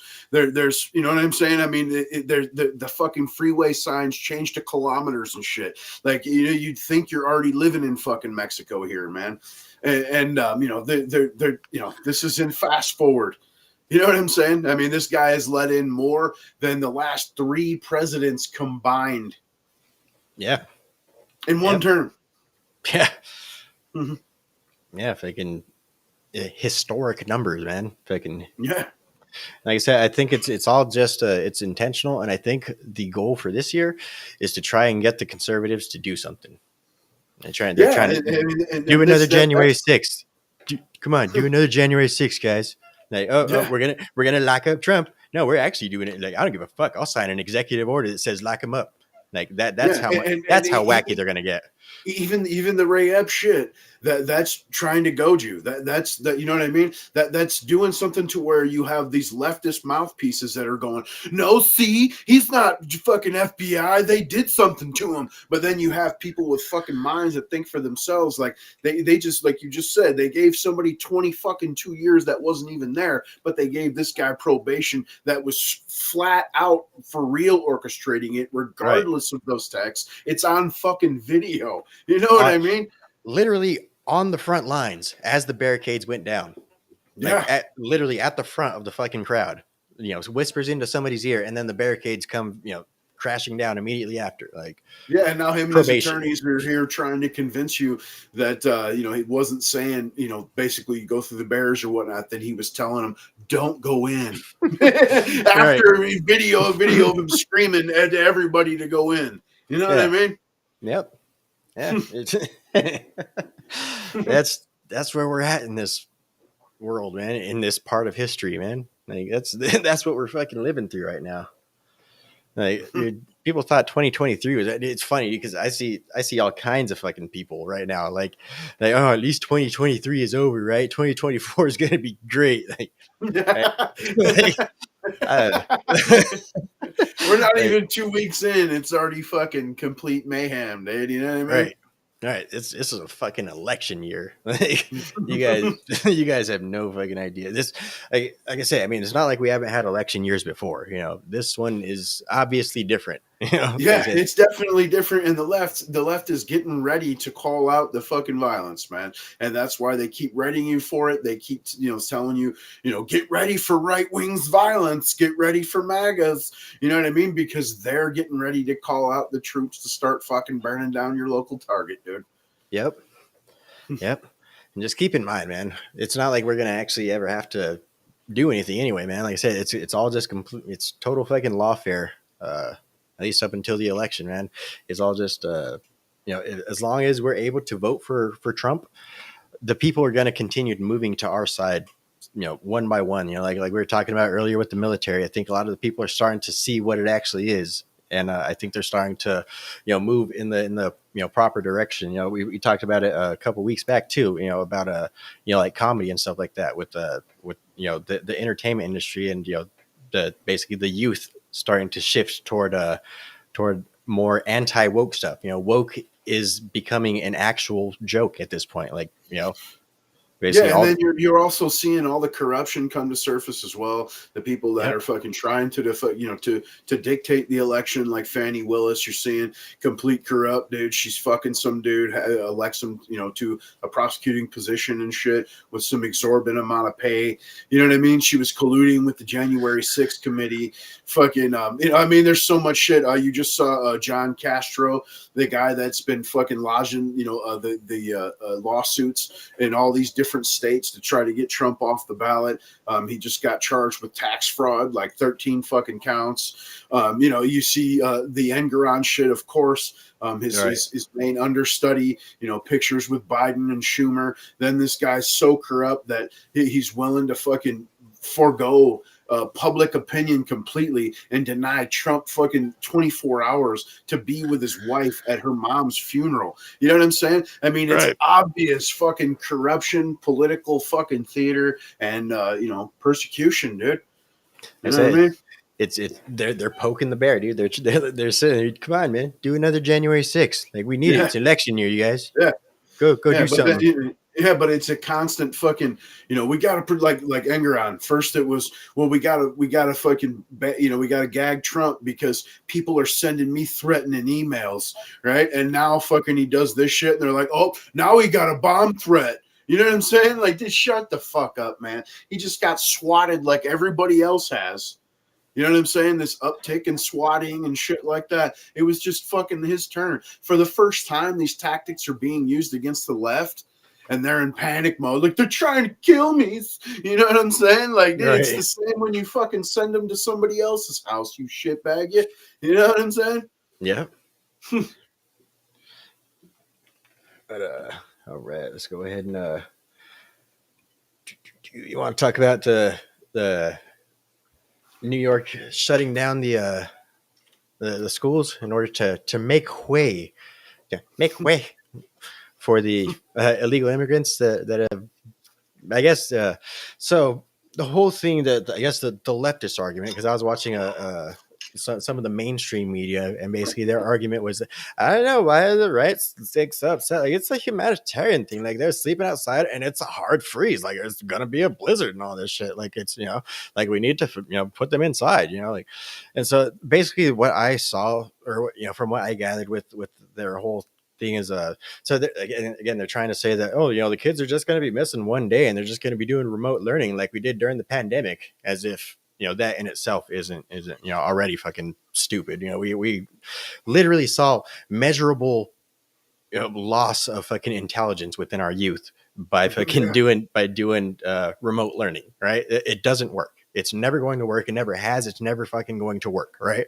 So them trying to say like, oh, we just went back to remote learning and shit like we used to, like, okay, that's a bad thing. You're saying it like it's a good thing, right? And then their other argument was basically like, oh, it's a humanitarian crisis and this and that type shit. But yeah, you got Eric Adams saying it was the right things to do. You know what I'm saying? No, it's not the right thing to charge fucking your constituency fucking off their paychecks to fund a building for their children and then take it away and give it to fucking people that don't even belong in the country for free. You know what I'm saying? And still expect you to pay that shit. Are you going to get a tax fucking refund or a rebate because of that shit? You know what I mean? Prorated? Fuck no, you're not. You know what I mean? They're going to make you foot the bill. And, these people set this shit off with their sanctuary bullshit and, trying to, uphold the party line, and it's okay to have open borders and shit. They're reaping the repercussions, obviously. And why you don't want to see people freeze or whatnot, you also have to, at some point, you got to send a fucking message. Stop trying to fucking break the law and come here. You know what I'm saying? Like, you're unwelcome, son. You know what I mean? You can call that racisms or whatever. I call it fucking self-preservation. When your country's in the decline, the last thing you do is open the fucking borders, man. You know what I mean? And regardless of what old Paints fucking Nadler just told you guys about, we need them to fucking fund our retirements. If your labor was at a premium, you could fund your own goddamn retirement. You know what I'm saying? Without issue. You know what I'm saying? And inflation doesn't hurt you if your raises beat inflation. And the same thing with Black Death, right? Terrible thing, killed off fucking 2/3 of Europe, but it also created capitalism from the ashes, man. As far as there wasn't enough labor to go around, so it's at a premium. So instead of being a serf now, you get paid. Right. You know what I'm saying? To attract you to the fucking, I can pay you more than that guy. Come to my farm and work. You know what I mean? And that's how it works, man. That's fucking capitalism. That's the market correcting itself. And instead, they've built this house of cards that depends on fucking, 7 billion babies fucking being born or brought over the border fucking a year, bro. You know what I mean? And without, basically illegal funds pouring into the coffers, the system's going to crash because it's a completely dependent pile of shit. Yeah. Yeah. Based. But so again, fucking the people over here, fucking even in Chicago, again, they want to pass the buck to Greg Abbott, who, as we see, is the only person trying to actually stop the flow of this humanitarian crisis coming over into our border, right? We actually have to look to where the actual crisis is originating from, right? So this humanitarian crisis is originating because of the fact that Joe Biden opened the fucking border wide open. Basically said, anybody who wants to come through, come on through. We'll give you a piece of fucking paper and hopefully you show up, we're not going to be looking for you. We're not going to be tracking for you. Several million fucking people are coming in. You really think that we have the manpower to track all of those fucking people? It's not. There's no possibility that could ever fucking happen, right? So all these people are basically set loose in America. They're basically, as we see, if you look at any like sort of interviews from overseas in different countries and stuff, the view that they have on America, like right now, they think America is still fucking Hollywood and fucking, everything's, fun in the sun and all this and that type shit. Like, I almost really kind of want to go out and sit at the fucking border at one of these fucking checkpoints with a big fucking sign that says America is not safe. If it seems too good to be true, it probably is. Like, why do you think they're just letting all of you guys fucking over here? You really think that we have all of the fucking resources for everybody in the fucking world? Like, you really think that's a reality? Like, I understand that these people, they're migrants. They don't, have, I guess, I mean, they could, but they more than likely don't have a general understanding of how economics and supply and demand and how production and all that stuff works, But I'm sure at some point they have to look around and see themselves in a fucking sea of people all expecting to get the same free shit in America. Like, at some point they have to sit there and really ask, like, do they really have enough to give all of us everything? Like, I really want to, like I say, I don't know what sort of, intent the Biden administration has other than, like they say, demographic destiny. They're trying to import voters and all that type shit. But, I'm sure whatever it is, they have a much more darker motive that we're not aware of, And yeah, like I say, I just kind of want to go out there and just sit on the board with the sign that says, America is not safe. They're going to enslave you. Like, run for your lives. You're going on a ship that's fucking sinking. Like, there's holes in the ship. Yeah. There's only so many slices of fucking pizza, man. You know what I mean? And if your kids want seconds, you can't let the neighbors come over, bro. It's that fucking simple, man. You know what I mean? Yep. Yeah. I mean, if you want to come here for one thing and you exhaust it, what's left for anybody? All right. And dude, again, like I said, as we're seeing, there's not even enough for the people that have already come over. We're saying, they're sleeping outside. Yeah, until further notice. All this is from the same party that says we're overpopulated, that there's finite resources, that we're killing the planet, that fucking your carbon footprint's too large. I mean, everything that they say, their immigration fucking policy alone undoes all their fucking arguments. Yeah. Right. It's I mean, all you got to do is look at that with a logical mind, and you realize that their fucking thought process is completely illogical, man. Or evil. Yeah. Or a combination. Yeah. Like I said, they're well aware of the fact that they have fucking gated communities and big walls and, fucking armed security and all that shit. They don't care if the rest of the world looks like fucking Mad Max, as long as their fucking, world is fine and they have power and control.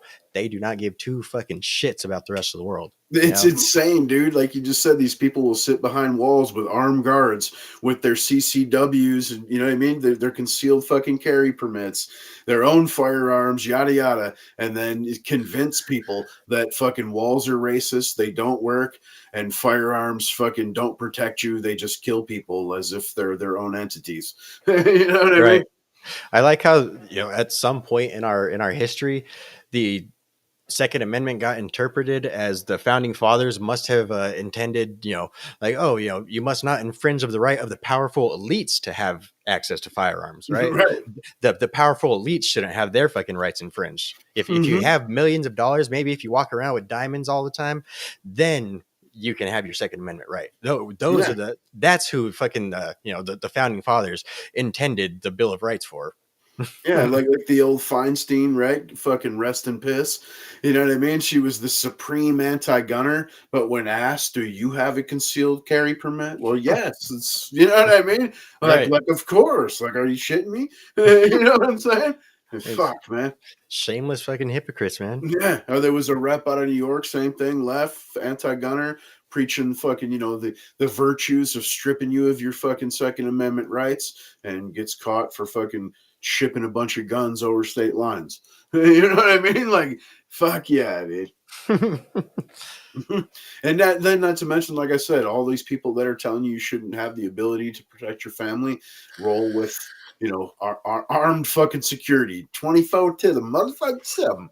Right. And it's funny, all the people too that are fucking bitching about, like, there's all these fucking armed conflicts all over the world. Like, who the fuck do you think supplied all these arms to all these rebel forces all over the fucking world? How do you think that they got fucking rocket launchers in fucking Ecuador?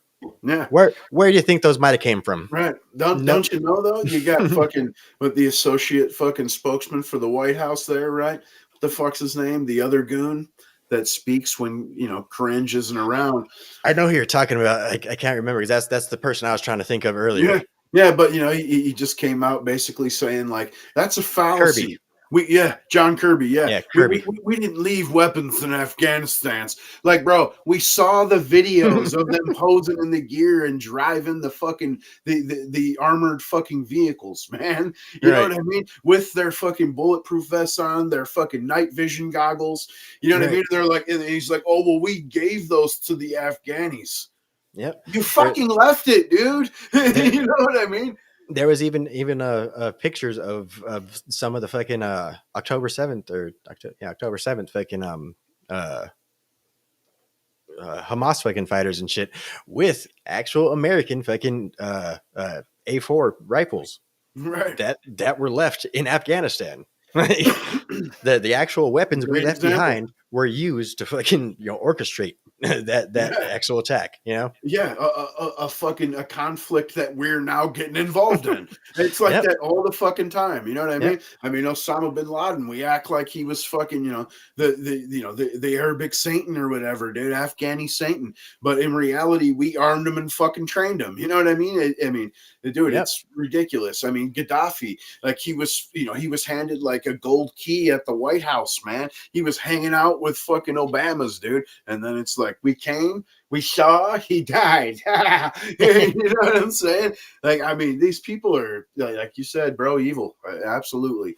I mean, you'd like to think you want to give your own countrymen the benefit of the doubt and just think that they're inept. Like these people are fucking morons. But in reality, it's hard to escape the fact that they may be, but they're also very, very evils.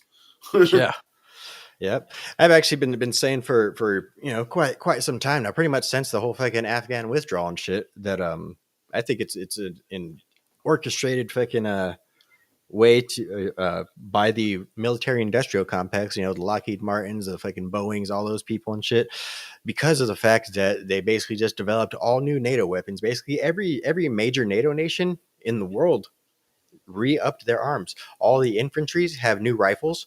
All they have fucking new tank technology. They have fucking new technology in every aspect.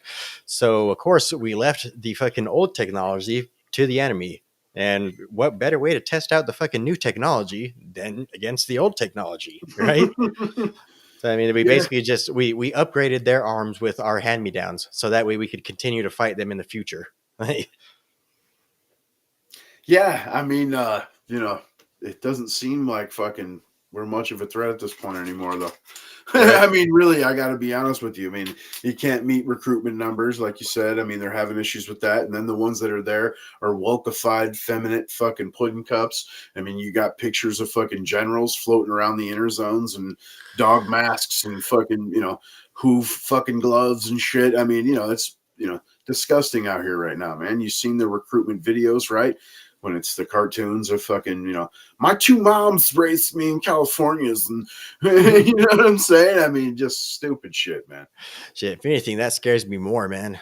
Just because of the fact that I don't know what the fuck the government has, but I know it's something that they're comfortable enough that they could just be sitting back like we don't even need fucking soldiers. Boom! I just killed 500 people. I think it's more because they rely too much on technology, like our civilization as a whole. I think they're all about predator drones and shit like that, man. Killing people from fucking 500 miles away or whatever. Yeah. Unfortunately, that's not how fucking war works. I mean, it has we've been lucky, I guess, for the last few years, but at the same time, it seems like America's lost just about every fucking conflict we've been in for decades now. So, you know what I'm saying? Yeah. I mean, really, including the ones using drones. The only time you see, someone that actually kicked ass was, W Senior, man, old Bush Senior, with this shock and awe 7-day, bam, bam, lit the fucking joint up and smashed out. That's how it's supposed to be done. But now it's let's play games.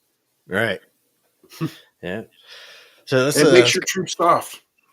Right. Yeah. I mean, I don't know. Like I say, it's just it's what it has come to, man. It's modern warfare. I think when it comes to you see the training videos of like China and shit like that, and dude, they're teaching their guys some serious fucking aggression, fucking, you know what I mean, head cracking, aikido, and really, bro. Yeah. Yeah. Like I say, I think fucking America's got way more problems on its plate than like I say, I think the people see reality for what it is. I think America is headed for a downfall. Like like I say, when it comes to our economic standing, we've fucked up all sense of credibility with that, to the point where our fucking interest payments are now outweighing our GDP. So I mean, we're literally in a negative fucking spiral now.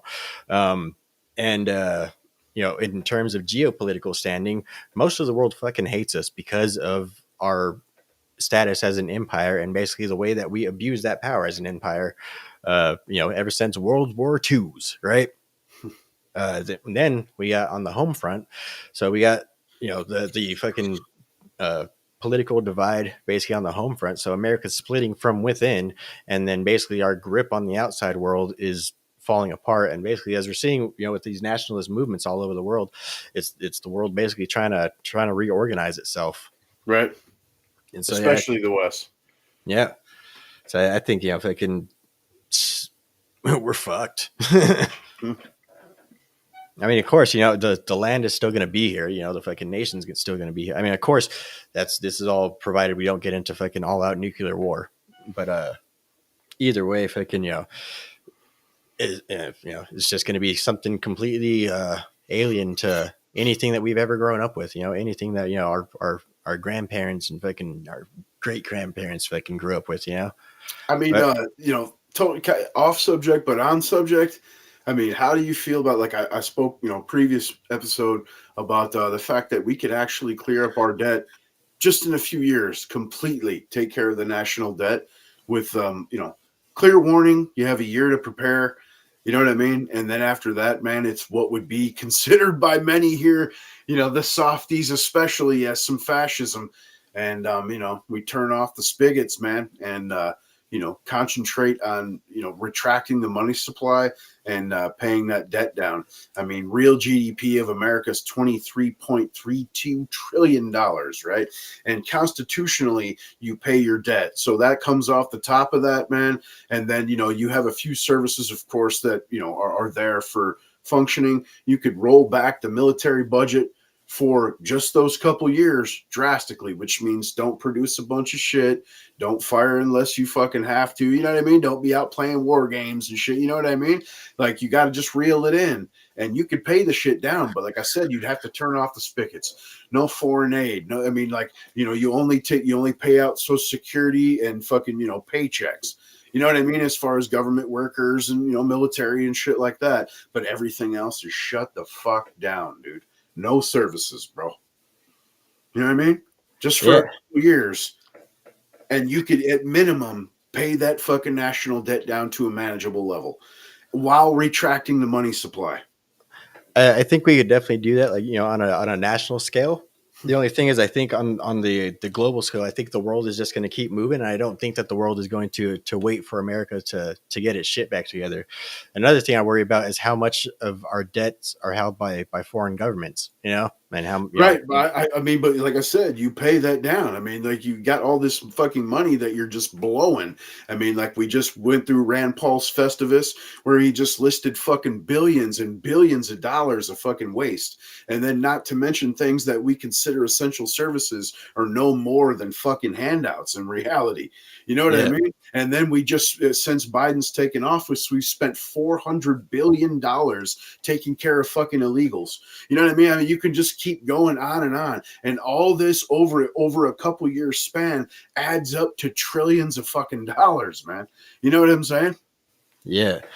So the 2 points for that. So for one, the government would have to stop spending altogether. That's, again, something that, a lot of people have been screaming about for, decades now. They got to stop borrowing and printing. You know what I'm saying? And they got to quit spending as far as outside of essential expenditures.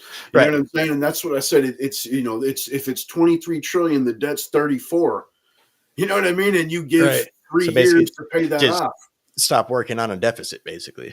Yeah, but basically you'd pay 10 trillion on the deficit for 3 years.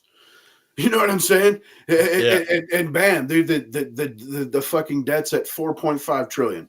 Yeah. You know what I mean? And as long as you don't borrow more money, dude, you're good. You know what I mean? And while retracting the money supply, which is increasing the value of the dollar. So as you pay that debt down, it's going to take less dollars and it's going to increase the value of the ones you hold. Right. You know what I mean? And you don't need people to wait, because you're still going to do trade. You still need to buy food and different products. Like I said, essential services are always going to function. And debt is a constitutional thing. Has to be paid. That's why when they tell you the government's going to shut down, the debt's still going to be paid. You know what I mean? So again, like I said, when it comes to the government and stuff, it's like so the whole plan and stuff like that. It's basically like trying to tell a heroin addict or a fucking fentanyl addict, like, dude, Right. if you just stop smoking fentanyls today, within 3 days time, you're gonna be clean, and then after a couple weeks after that, you're not even gonna feel it anymore. Like, yeah, Right. good luck I convincing them feel of that, you know? I feel you, but like I said, I mean, like it's anything political is theory at this point, right? Right. Except for when you're speaking in past tense. You know what I mean? And of course, you could sit here and say, "I would like this to happen," or "I'd like that to happen," or "I see this could happen," or you know what I mean? And the theory would be is you get an America First candidate that's speaking on economic fucking responsibility, and that wins a full house. You know what I mean? Where they have both chambers. And it's like, this is what we're doing, man. You know what I mean? A 4-year term, you could do that. The first year you come in, you announce it. You have 1 year to prepare. The next 3 years, you can call me a fascist or whatever, and you're going to be all right at the end of it. You know what I mean? Vote me out afterwards, whatever. But, it's someone like I mean, I don't want to say a Trump necessarily because he wasn't fiscally responsible. Right. You know what I Right. mean? But someone like that, as far as they don't have to worry about reelection. You know what I mean? Yeah. And like I said, it really, like I said, it's going to come down to getting all of Congress to to get rid of their spending habit. And Right. then at the same time, you have to have control of both chambers. right. Couldn't do it otherwise. And then on the same time, it's be getting everybody within the nation on board and all moving in one cohesive direction, which is basically going to be getting the nation back to a it's basically a stopping civil war in its tracks. Like I Yeah, said, you definitely have some people hating you. You, like I said, you would be Right. a fascist for 3 years, but Right. who gives a fuck? If you really love this country, if you really want to save it for your kids, your grandkids, that's a clear cut and easy way to do it, man. I'm a fascist. I'm fucking Hitler's. Right. You know what I'm saying? But so again, that would require a massive political restructuring, which of course, like you said, would be called fascism. Fascism, as we know, the people on the left are completely unhinged, which is they're going to completely try and do everything they can to destabilize the country. I think it's still going to end up coming to blows either way, but at the same time, that is what ultimately brings nations back together, right? It's an external threat. It's basically the threat of elimination, right? So if it's an external threat, something like a world war or something like that, basically, if Trump gets reelected into office in order to kind of avoid a domestic conflict and stuff like that, possibly America being forced into a world war would bring social cohesion back to America and get us Another moving. 9/11s. Everyone Right. would be all about freedom's fries. Right. Yeah. But just like I said, as long as MAGA remains a movement and it doesn't get demonized, because like I said, I think that's what they're going to try and do over this next year, is try and do the most wacky fucking perversions of the laws they can in order to try and get the MAGA movement to do something ridiculous. As long as we don't do that and we continue it as a movement, then I think it could be possible with minimal bloodshed. But like I said, I don't think that America could come this far back from the brink without some sort of major world event taking place in America. I hope you're wrong, man. You know what I mean? I hope that the trajectory, like you said, you think people are starting to. I want to be white pilled in the situation so bad. There's a lot you can be black pilled about for sure. And I mean, ultimately, what you're saying is a black pill that leads to a white pill, right? Right. But man, I hope that enough people are starting to wake up to where it's like you realize we're at a fiscal fucking cliff, man. And it's either help me up or fucking we die. It's that simple, man. And you hope that it doesn't take, a sacrifice of, something like that. Thousands of people fucking dying to, we got to come together. I mean, you know what I'm saying? I mean, hopefully, there is one more, maybe two more possibilities that could bring us all back together, though. Black Swan events, man. Mm-hmm. Jesus, right? Can come back. But then again, dude, it's gonna be after the fucking trials and tribulations, bro. Like that's what I'm saying. Right. We can't sidestep the trials and tribulations, man. Like another thing is, aliens come down. There's our external threat. The entire fucking world unites, bro. Like, Space Force is #1, man. right. Right. Fuck it. Get some trannies in there too. I don't give a shit. Fucking send them out there as cannon fodder. It's a united effort, man. Yeah, but to me, that's the only feasible way I see to deal with the national debt, man. Either that or a blatant fuck you to all debt holders, everything. We're wiping our own slate clean, which the government wants to do because they want to roll out fucking central, bank-backed digital currencies, right? Which would just be entrapment for the rest of us, man. But the only way to hold on to a capitalist fucking system and deal with it, to me, is something like that or similar.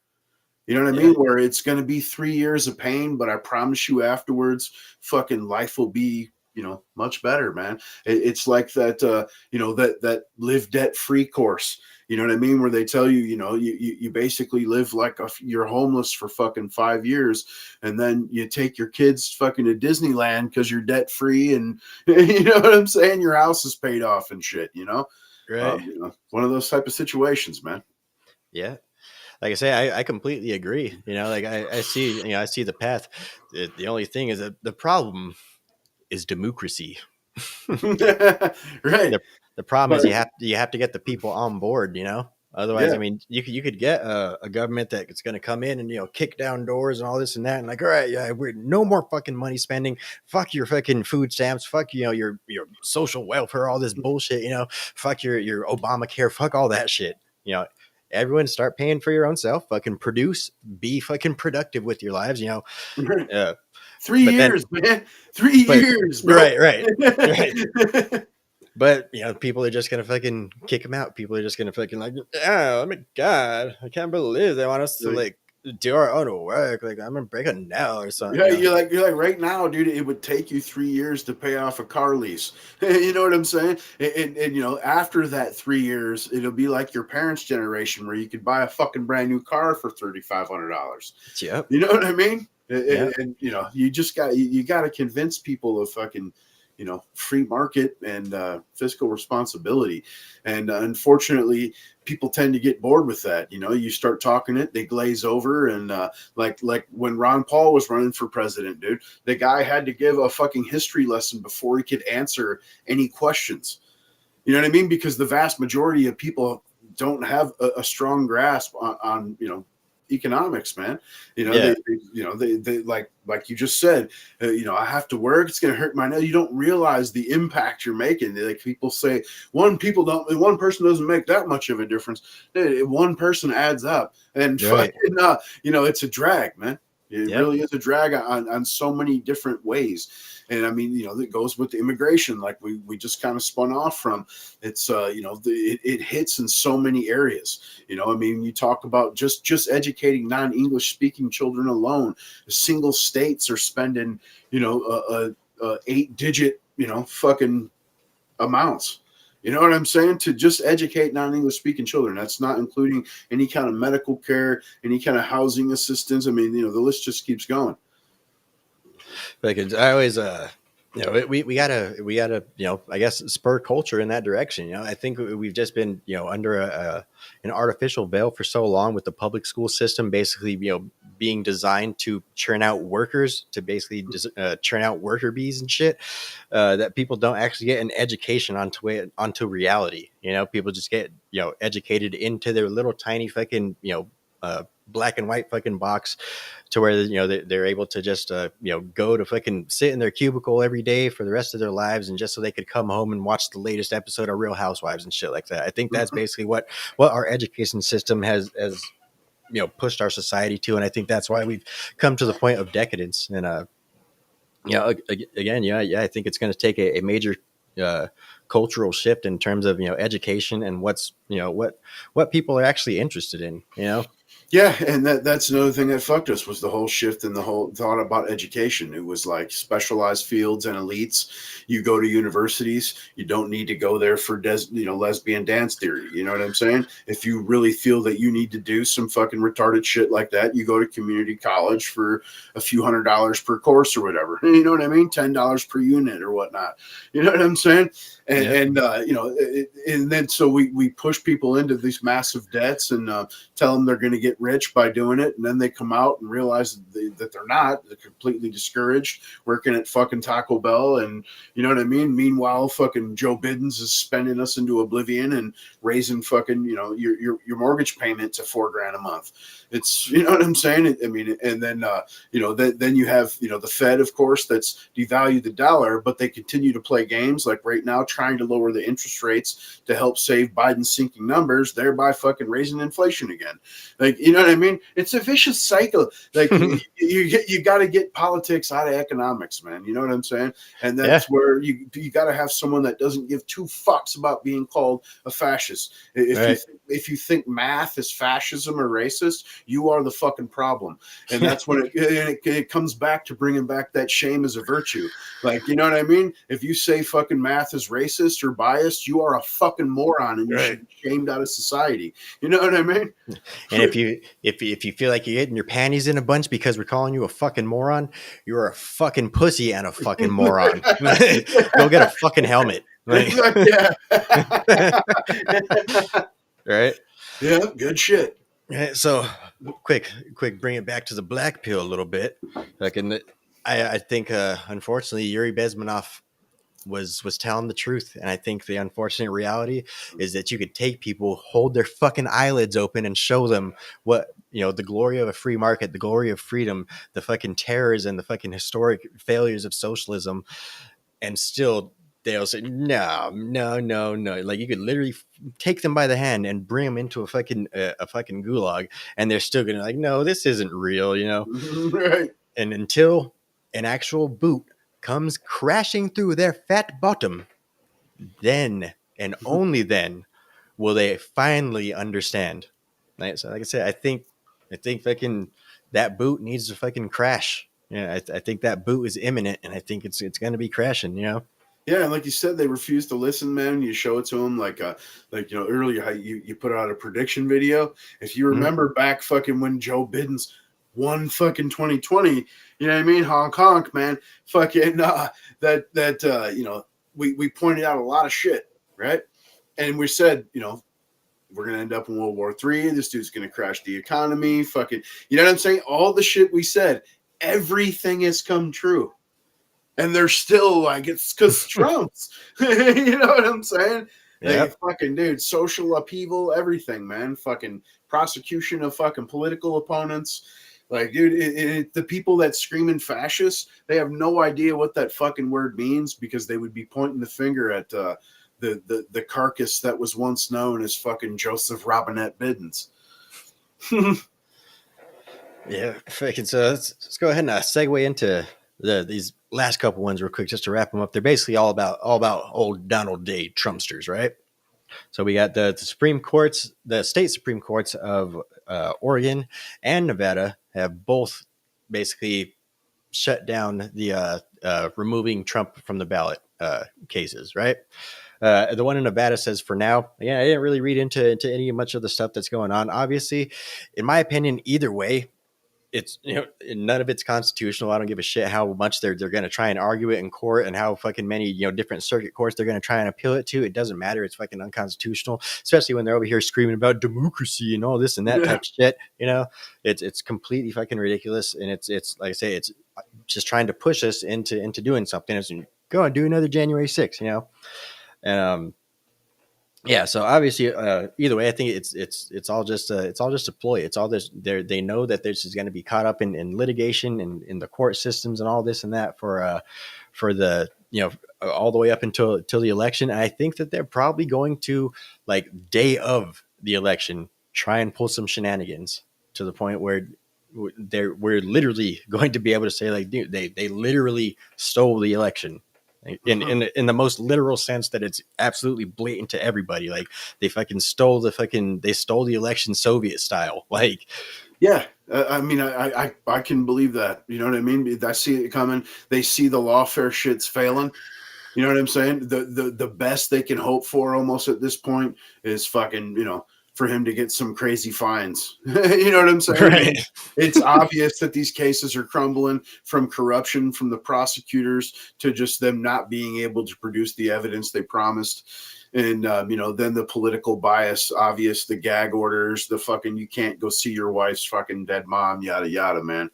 And so, I agree. They're coming up with a backup plan. They're behind the scenes right now, fucking scheming and plotting, rubbing their hands together. The fucking evil Pelosi's when the bodies are burning. You know what I'm saying? You're right.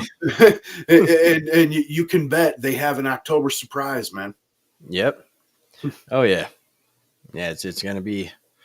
Like I said, 2024 is going to be fucking off the chain, man. You know, like I said, it might be the last year of the American way of life. You know? Yeah, and on that tip, of course, you got Vivek coming out saying that they're not going to let Trump. Of course, same thing. That they're going to do something at the last minute to get him off, but that the pick is going to be Haley. DeSantis is going to be your VP, and that's who's going to be president and vice president. I disagree. I think that if they remove Trump and fucking and try to boost these two through the establishment, the GOP is going to fucking lose, and there's going to be another 4 years of Joe Biden's, and you won't have shit to worry about because the GOP won't fucking exist anymore. You know what I'm saying? There's a good possibility America as we know it won't exist at the end of that 4 years, man, because Biden sure as fuck ain't gonna make it.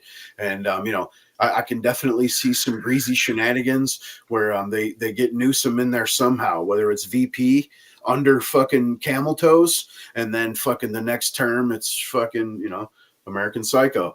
And we see what happened in what's going on in California to this day, where he just made it legal where illegals are getting driver's licenses, fucking free healthcare, free education, free sex changes.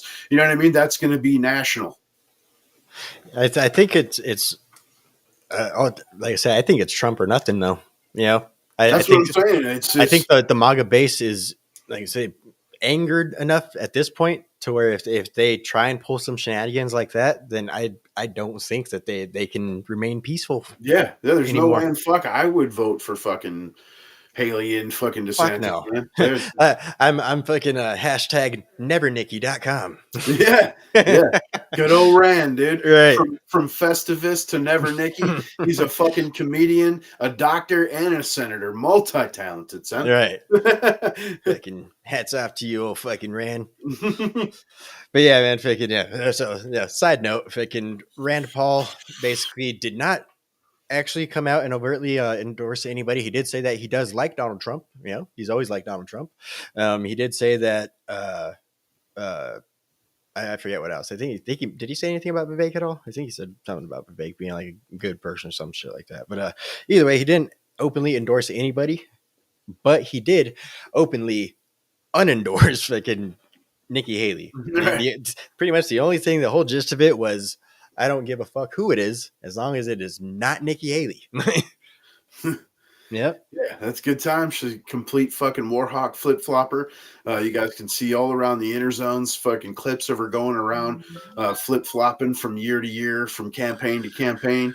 And if you haven't seen them, come check out the old Liberty Swine's channels. I got a whole new batch, Weekend Warrior, here for you. A whole new dump day coming for you tomorrow, man. Yeah. Dude, if you guys are not already subscribed, make sure you guys get over to the Liberty Swine channel over on YouTube. He's on the TikToks as well. TikTok, the Twitter spheres, fucking. You still allowed on there? Yeah. For the time being, and I actually just have a backup there. So if you're there, hit the backup as well, and get some good shit up for you. Yeah. He's got all the shorts that you might be looking for. All of the events, fucking all of the any clips you need for arguments, they're there, man. Any fucking Clown World Congress testaments, testimonies. He's got it all, man. Just go ahead and make sure you guys get over there, subscribe to the channel, give it a like, share it out with your friends, let us know what you think. But so anyway, what's your thoughts on? Again, they didn't really do much in it. It came out in the media for like a day on like Monday or something like that. but they're basically alluding to the fact that there might be a Trump Epstein tape out there somewhere. Wink, wink. You know, Right. this is definitely nothing like the fucking pee tape. Trust me. This one's actually legit. Trust me. Yeah. Yeah, and the funny thing is all of this evidence they're dropping of Epstein, of course, they've had this shit. Some of this stuff was supposed to be disclosed in 2016, but has been held up in litigation and shit. And, with the attacks from both sides of, well, I hate to say both sides of the establishment as a whole, right? Fucking if they had this shit on him previously when the FBI had carte blanche and spent tens of millions and interviewed hundreds of people, this would have been dropped on national television by now. You know what I mean? And just like the tape of him, saying, derogatory terms toward the Blixes or, like you said, the PP tape, whatever. None of this has ever been produced or seen by anyone but apparently Adam Schiff. So, Right. Yeah, so don't hold your breath, guys. Like I said, they only reported on it for like a day in the media, and they didn't even report on it that hard, man. So, like I said, they're gonna keep it in their back pocket, though. They're definitely gonna keep that in their back pocket. Nothing is going to come to fruition, right? So the whole reason that they're trying to do something like that is because they know the only thing that will turn the MAGA base against Donald Trump is if he is a child molester. And yes, they're right. I don't care if a tape comes out with a video of Donald Trump's old fucking orange ass and a fucking 13-year-old kid. Fuck that dude. It is. Yeah, but I know that you can see, archive videos from Donald Trump from the early 80s until fucking his obvious now gorgeous ass foreign model wife. Right. You know what I'm saying? That the man has a certain style and it's big breasts, blonde fucking foreign ladies. Yeah. You know what I'm saying? Like I said, I could see it in the dude's soul that, such is not the case, but either way, like I said, the whole reason that they're trying to play this angle is because they know that is quite literally at this point the only deal breaker with the MAGA base right now, right? Like I said, they tried rolling out all these indictments and all this and that. They tried the E. Jean Carroll fucking thing. They've tried all of this shit. None of it has worked. That, right? I mean, that too, right? The E. Jean Carroll, the same thing. He's blocked from fucking basically speaking or anything. Yeah, you know what I mean. They just basically he can't speak in his own defense. And I gotta say again, with those archive tapes of Trump, his current wife, his style, Stormy Daniels, yada yada. Right? If you believe that he had sex with fucking Jack Skellington or tried to force himself on her, I got a fucking massive bridge to sell you. Right. It's huge. Yeah. But yeah, like I said, they see that all of their tricks, all of their fucking lawfare, all of their propaganda, all of their fucking manipulation, it's not working. And if anything, it's having the opposite effect because of the fact that they're becoming desperate with it and it's becoming so blatant. Not to mention the fact that the podcast world, again, Elon Musk getting control of Twitter and basically making it to where we can actually have these sorts of conversations, bring this sort of information to to the public and stuff like that. That's again a major factor in why their plans aren't working, why it's why they're failing. And so yeah, I think they're just getting desperate, and they know that that's the only thing that is going to tear Trump's base away from him. But again, like I said, it's all bullshit. It's all propaganda. It's all PP tape fucking hoaxes. So suggestive programming, man. I mean, they go from this is what happens if Trump dies during the election cycle to fucking there's could be a tape, but we think there's a tape. You know what I mean? And then anything that you show the left as far as clips or Joe Biden or anything, especially archival videos, it's always that's AIs, that's not reals. But if they allude to the fact that there could possibly be a Trump tape, that's 100%. Even though it's, in court documents that Trump was the only high profile fucking person willing to testify against Jeffrey Epstein, fucking had him fucking removed and banned from his club. And the only fucking mention of him with Trump as far as flight logs or anything like that was a flight from Florida or Westminster to Florida, I believe, or vice versa. Yeah. Like I said, it's a complete nothing burger. Like I said, if they had anything, fucking, they would have released it a while back. You know, they Yeah. would have released it long ago. Yeah, it's just their last desperate attempt because they, even trying to get him banned from the election is again backfiring on them. As even the left wing right now is starting to realize that the Democrats are being very anti-democratic at this present during this election. For one, they're trying to ban their political opponent from the ballot, and then for two, nobody on in the Democrat Party wants to vote for Joe Biden again. Nobody wants to hold their fucking nose and vote for Joe Biden again, right? Joe Biden will not allow a fucking primary. Joe Biden will not allow anybody to run against him. So again, he's trying to ban his political opponents, and he's trying to ban his own fucking party from running against him. Yeah, like you just said, like it's not just Trump. You know what I mean? Like, I mean, they're pulling shit on JFK or RFK. I'm sorry. And Freudian slip. Yeah, exactly. I mean, his admin has denied him fucking Secret Service fucking details multiple times. And now, of course, they're coming out and saying, oh, well, he hired his niece and we think he paid her too much to work on his campaign. I mean, they're everything they can, to the point of where they're literally told him, if you step foot in Iowa, all the votes automatically go to Joe Biden. Right. All your delegates are mine. Yeah. Yeah. Yep. Yeah. Dude, like I said, the left is they're even aware of that, which again, like I said, it just proves that they're fucking corrupt pieces of shit. They only care about it happening to the other side. Fucking idiots fall for it. They just did the same thing to Bernie Sanders fucking twice. Right.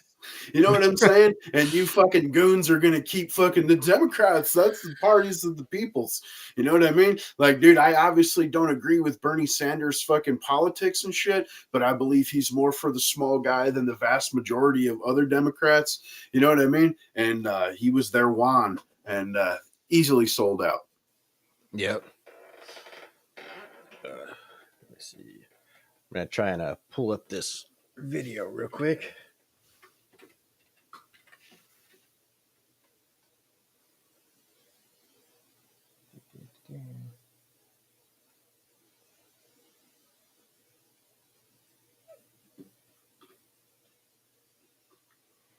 All right, there we go. All right, so we got Chris Christie has basically Krispy Kreme's has officially announced that he's dropping out of the 2024 presidential race. Oh my God, I'm shocked. I didn't see it coming. Did you? You had any idea that he was going to drop out soon? Absolutely. I thought he was going to be some serious competition for Trumpsicles, man. Maybe if it was like a hot dog eating contest, but anything other than that, yeah. Right. What the fuck was that guy even doing there, man? He was there the whole time just to ride Trump's coattails by talking shit. He had no policy proposals. He was Adam Kinzinger of the fucking election cycle. Yep. All right, let me go ahead and pop this up now. So basically, Chris Christie was, I guess, about to go on a podcast or something like that, and he was not aware that they were, I guess, recording or they were live or something. Right. And so basically, he's just goes ahead and starts, I guess, telling the fucking truth or whatever, saying what he actually fucking thinks, saying what's on his actual mind, basically being very unpolitician like. And basically, yeah, like I said, telling the actual truth. So let's go ahead and check this out. And let's not forget she spent $68 million. Yeah. I mean, we spent like when you give land to China and places like that. Yeah, that's what you get. Yeah. Yeah, I mean, look, she spent $68 million so far, just on TV. Spent $68 million so far, $59 million by DeSantis, and we spent 12. I mean, who's punching above their weight and who's getting a return on their investment, And she's going to get smoked, and you and I both know it. She's not up to this. she hasn't even been And she's still 20 points behind Trump in New Hampshire, right? Yeah. And, Oh, yeah. And he's still going to carry Iowa, right? Yes, always. I talked to DeSantis called me, petrified that I would. He's probably getting out after Iowa. Yeah, man, that's like I love great, the right? end. The end is great. He says, well, he's talking about DeSantis. Well, he's probably getting out after Iowa, right? Right. DeSantis is terrified. Yeah, she's gonna get smoked, man. Yeah. That jaw, them lock jaws, dude. Fucking fish teeth, son. You're right, fucking Jello jaws and lock jaws over there. It looks like one of those fucking, those fish that have like the human looking teeth, man. Right. That's what she reminds me of, dude. Lockjaw motherfucker. Yeah. But yeah, obviously, Nikki Haley doesn't have a chance other than through lawfare, basically. Nikki Haley is basically the Ron DeSantis replacement, right? So we've talked about Ron DeSantis basically all throughout last year. Like I did a video like about a year ago, back in March, about why it should not be DeSantis, why it needs to be Donald Trump, and why it shouldn't be DeSantis. And basically, what it boiled down to was, I guess two major points. One, Ron DeSantis is the establishment for the most part, and two, he's not going to take down the same establishment that is the only reason that he got elected in the first place. So there's no fucking chance that Ron DeSantis would ever go after fucking the deep state, anything like that. So basically, for the entire fucking last year, it's been a no for Ron DeSantis on me. Right. So basically, Nikki Haley is the person that they're using to replace Ron DeSantis. Right. So they basically thought with Ron DeSantis that, oh, we're just going to go and throw all these indictments on Donald Trump. And then, of course, Ron DeSantis is going to be a fucking shoe-in. Right.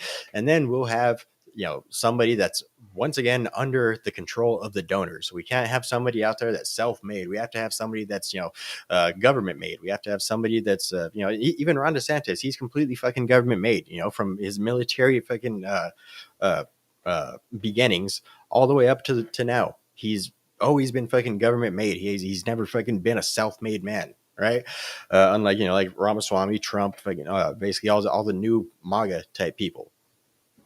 So throw that out there. Like he boasts about a military record, but actually he's a fucking pencil pusher. All right. He never did anything but work inside of a goddamn office. Yep, like I said, government made, man. Like shit, Yeah. he ain't even battlefield made. Like he's fucking he's the office fucking made, Yeah, so I mean, he's basically an establishment politician, right? For pardon my French, but he's a politician. Yeah, and regardless of what he did in his state, I mean, I don't see that happening on a national scale. There's things that he looks at as important, which is battling wokeism, is not what any kind of number one priority on a national stage. And like again, he ruined his political capital, and the fact that he ran a campaign that was given like $150 million over the last year into the ground completely. Why the fuck would you choose that guy? You know what I mean? Just on the strength of that alone, not to mention the fact that, like you said, being pushed by the GOP establishment at one point, and Nikki Haley now is almost being pushed by both sides of the establishment. As far as you have some Democrats even that are like, well, I might be able to vote for if it was Nikki Haley's. You know what I mean? Ones that are unhappy with Joe Biden. But bipartisan to me is not a good thing, right? This isn't the '60s where you come together and you accomplish some shit. It's if the left is going to vote for it, it's destructive. Flat the fuck out. Yep. If I can, did you catch any of the debate between Ron DeSantis and Nikki Haley? I paid more attention to the fucking Trump town hall.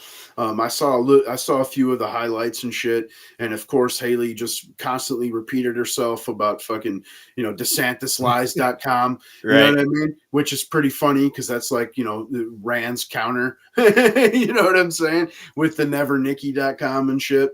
Right. But Trump to me, obviously brought in like 5 times the viewers, but man, put on a show. Like he was obviously well rested, ready. He was fucking on point that night. Which lately you've seen him. He's looked kind of tired, exhausted, obvious reasons. But man, he really laid one on the other night. Yep. Yeah. I didn't watch much anything other than that fucking highlight right there. But basically, watching from what I've seen of the previous GOP debates, which also let's keep in mind the only reason that Ramaswamy wasn't there is because of the fact that he's not the establishment candidate, right? They basically banned him, didn't they? They attending the event. CNN said he didn't meet their threshold. Right. Not that he didn't meet the national threshold. He didn't meet their threshold. Right. Yeah. So basically, there's the two fucking establishment candidates going after each other. It was basically like watching I don't fucking know. He's like watching C-SPAN back in the fucking 90s or something. You know? One thing I can give though is I think that Ron's a little more in his element now that it's just that so much smaller of a stage. It's not so many different screaming voices going back and forth, what have you. Like he did actually go at her with some good points, especially with the Hillary Clinton was your inspiration. And, Right. We have that flip flop video where she was questioned on that, said she didn't say it when it's not only in her book, but she did say it on 2 different occasions on video. So, Right. Yeah, it's fucking hilarious, man. But like I said, that's the softball type shit that politics has been, historically here in America. Since basically the presidential debates have been televised. That's basically what it's been, right? Is It's right. been basically two people like, oh well, you said so and so was your inspiration. Like, oh Yeah, like, it's sound bites and one-liners. It's not an right. actual debate. Right. And They're then not debating real ideas or policy. They're just trying to fucking attack each other and cut each other down and dig up skeletons and whatnot. right. And then now fucking we got the new style, basically the style the real fucking shit, which is basically what Donald Trump brought to the table, right? Donald Trump, he didn't do like, oh, like fucking, you voted for so and so or whatever. Like it's like, no, you fucking got money from this motherfucker, and then you did X, Y, and Z. Like, Yeah. oh no, you installed your son on the board of a Ukrainian gas company and all this, and like he actually exposed the fucking the inner workings I of that loved type it in shit. 2016 when Hillary's like, well, you didn't pay yada yada in taxes. You claimed Right. losses and didn't. He's like, yeah, I did. I used the tax code. Right. Like, you were a senator. Why didn't you change it when you were there? Because your donors used the same fucking loophole. Yep. You know what I Yeah. mean? It was You fucking expose the game, like I said. But Ron DeSantis and Nikki Haley, like I said, they are an example of what Trump changed. They're an example of the change that Trump brought to politics, right? That debate between Ron DeSantis and Nikki Haley is what politics used to be, right? That's nothing like what it is nowadays. Basically that's why nobody wanted to watch that shit. That's why nobody's gonna fucking vote for them. That's why as Chris Christie said, old fucking Krispy Kremes, she's 20 points behind. She's 20 fucking points behind. in New Hampshire, and that's Right. a state that they're trying to convince you that she's got a good chance of winning. Yeah. Yeah. And then that, like I said, that doesn't even translate to the fact that the people that are willing to vote for Donald Trump are not willing to vote for Nikki Haley. So basically all of these polling numbers they have, it's like, oh, it's basically a landslide. There's no way that we could not beat Joe Biden, right? The only way that you could not beat Joe Biden is if you run anybody other than Donald Trump, right? Yeah. Trump can beat Joe Biden. Nobody fucking else can. Nobody else on the Republican field can beat Joe Biden. So nobody that's running right now cannot beat Joe Biden. The only person that could beat Joe Biden is Donald Trump right now. And Joe Biden. He Right. could drop dead. You know what I'm saying? Yep. Right now. You're right. All right. But all right, real quick, man, let's go ahead and wrap it up with our last topic, man. So Trump basically during that town hall meeting said basically that he's not going to have any time for retribution. All right. So what's your thoughts on that, man? Obviously. So basically the whole thing is, he's either trying to appeal to a different type of audience, but a lot of us are really kind of upset because that is what we want. That's literally all that we want Trump to get in there and do. What's your thoughts on it, man? Just because he's not going to have time for it doesn't mean that his fucking DOJ is not going to have time for it.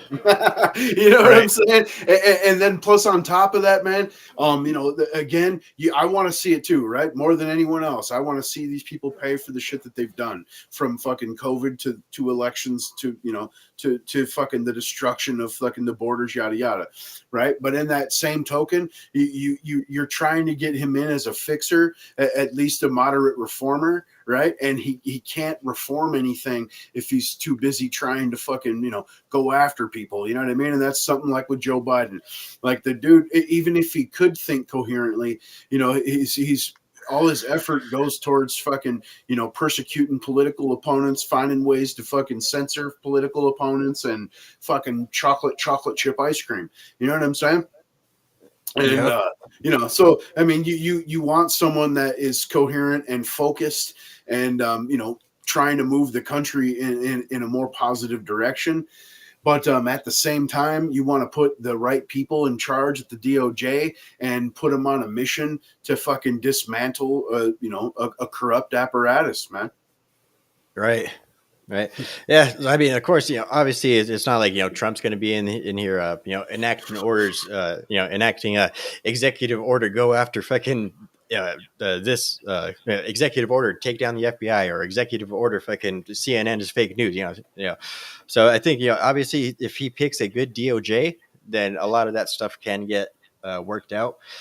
So again, like I said, I'll bring it back to our talk about the economies earlier and stuff like that. I think the economy is not going to really get fixed without, fucking fat boot, or boot crashing through the fat butt of the American people and shit, So I think that's something that's basically going to be necessary. So in which case, if Trump, were to get elected, one of the main reasons and one of the main selling points that I tell people, why you should vote for Trump, is because it's the first time in American history that we the people get to tell the federal government, get to tell our ruling elites to go fuck yourselves, right? Yeah. So that's the big thing, right? That's my big selling point. And in order for that to happen, is basically Trump needs to be our retribution. So personally, I think Trump is still going to be, retribution. I think he is going to delegate it through his DOJ. But yeah, quite frankly, that's the number one thing that I want, right? I want Trump to get in there, and I want heads to roll. I want fucking heads to start rolling down the fucking pyramid that is our overly fucking oversized government, right? And so basically, my whole viewing on it is consequences are going to fix bad behaviors. So the main reason why our economy is in such shambles is because of the fact that we send all of our shit overseas. The reason that we send all of our shit overseas is because of the fact that everything's too fucking hyper regulated here. There's fucking different EPAs and FCCs and FAAs and all this and those fucking other different 3-letter organizations that are basically making it to where it's unfeasible to produce anything here, right? So I think basically getting rid of a lot of the government overreach and a lot of the basically regulating fields in order to get donor money from the people that basically dominate those fields. I think that a lot of that shit needs to get gotten rid of. So I think a lot of the stuff that, with Trump being retribution, I think that is going to inherently end up fixing a lot of the other stuff here in America. Like I said, consequences fix bad behaviors, and basically what has gotten us to this point is politicians that are basically untrustworthy and have been shown that we cannot trust them. We cannot trust them with this much power. So yeah, I think heads need to roll. Fucking people need to be afraid to work in government. Yeah, I think so too. And, I think that things that have been used against the average person, if used against elites, would be retribution enough. Things like asset forfeiture and whatnot, fucking the inability to fucking, hold any kind of public office or ban from, certain aspects. And, you hate to see these things because anything that's used against one side will eventually be used against the other. We say that on a regular basis. But at the same time, like you said, there has to be some type of disciplinary actions for fucking issues that cause long stretched fucking strife. You know what I mean? And, but at that same time, my main focus, my number one thing would be to come in, close the border, start that fucking mass deportation effort, and start retracting the money supply, man. Right. That's definitely, obviously one thing that Trump needs to do on day one, man, is, like you said, dictator on day one, man. He needs to basically drill, baby, drill, which is again going to be deregulation of the oil industry, and he needs to get the largest deportation in human history underway, like immediately. Like that needs to start happening like day one type shit, right? And again, that just brings us back to the whole fucking thing that I really want to go and stand out on the border to all these people that are flooding in here and just telling like America's not safe. Like, if it seems too good to be true, it probably is. Like, this Yeah. isn't going to work out the way that you think it's going to work out, you know? Yeah, they want to enslave you. They want you to fund their fucking lifestyles, and they, you know what I mean. They want you to do it in a gray area where you're not really a citizen. You don't get full rights or fucking, you know, the full aspect of being American, but you get to pay taxes. Right. And you get to vote blue no matter who. Yeah, Yep. yeah, that's your choice. Yep. So in terms of Trump getting retribution, I don't think he even needs to. I don't even think he needs to go the fucking route Biden went and necessarily instruct his DOJ to start going after, you know, his rivals and stuff like that. I mean, of course, that's what it's going to eventually take. But I think what's going to get the ball rolling on that is not, you know, pulling a Joe Biden and basically going up to your DOJ and say, stop acting like a judge and start acting like a prosecutor, right? That's what he literally told Merrick Garland in terms of Donald Trump, right? So I don't think it's going to actually take that. I think basically when it comes to, you know, doing something within, you know, at least that's within Trump's power as president, I think, you know, exposing the truth is the best disinfectant to get rid of all of this bullshit. And again, he doesn't need to go about it. He doesn't need to use the legal system. Again, he has fucking presidential declassification powers. Declassify every fucking little corrupt thing that the government has been involved in over the last several decades, and fucking boom, there you go. Fucking all of these fucking FBI organizations. Here you go. Here's all the files of all the bullshit that they've done, and then fucking boom, there you go. That fucking organization is going to end up, you know, inevitably disbanding it. Like I say, he doesn't need to fucking go through lawfare. He just needs to expose the truth. And you know, like I say, and again, that's something that can't be used as a weapon against him. That's not going to be setting legal precedent, you know, against him, you know, to basically, you know, go after your opponents with lawfare. Basically, they say if he just exposes the truth, then okay, they're going to go back at him with the truth. They've been trying to do that. They've been trying to go at him with fucking lies for the last, you know, decade.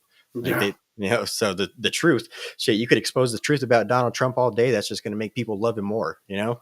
Yeah, and it's not even necessarily sicking the DOJ and your political opponents. It's do your job, fucking find corruption, and fucking root it out. Yep. You know what I mean? Regardless of where it's at. You know what I'm saying? But at the same time, you see Joe Biden trying to solidify bureaucrats, trying to make it harder to remove them when Trump was trying to do the opposite. He was trying to make it easier to get rid of bureaucrats. You know what I mean? Right. So, I mean, that's an issue. Yep. So yeah, but again, you know, back to the whole thing of you know, Trump's basically saying that, you know, I'm not going to have time for retribution. I think that's a political move. You know, I don't think he's planning on just like, oh, okay, bygones, you bygones, you guys, like, you guys fucking tried to kill me if I can take away, you know, lock me up for the last 700 years or whatever. Like, it's nothing, you know. It's political games, you know. It is what it is. Sweep it under the rug, you know. I don't honestly think that Trump's actually thinking that, you know. I think that's basically what he's saying because he knows that is one. So as much as we are, you know, like, yes, you know, we need to get rid of all this shit, you know, fucking tear the whole thing down, fucking weed out all the corruption, fucking get rid of all the bullshit, you know, if I can expose everything. A lot of people do not feel the same way, you know. Yeah. Now, a lot of people don't want the truth. A lot of people are happy living in their little blissful world, you know. A lot of people, because the truth, you know, I mean, let's be honest, you know, the truth, and we don't even know what the fuck it is. But I guarantee you, whatever the fucking truth is going to tear this country apart, you know. Yeah. And so, but ultimately, if we have the truth, then, you know, it's going to you know, go in a positive direction, you know.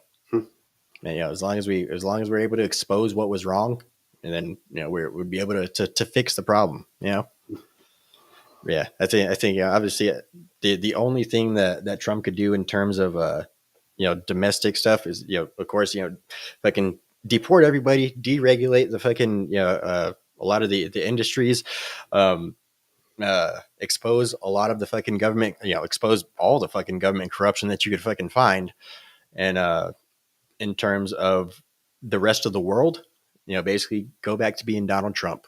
Go back to fucking telling people, I will promise you fire and fury if you fuck around. You're gonna find out. You know, like, and I think that is probably going to defuse all of the fucking tension, going on here. And like I said, it's not going to be bloodless. It's going to be rough. It's going to be hard. It's like I said, the left is going to fucking lose it, especially when we start fucking deporting people and shit like that. They're going to fucking, it's concentration camps. It's Holocaust 2.0, Right. you know? Right. You seeing that shit, dude, right? Whoopi out here.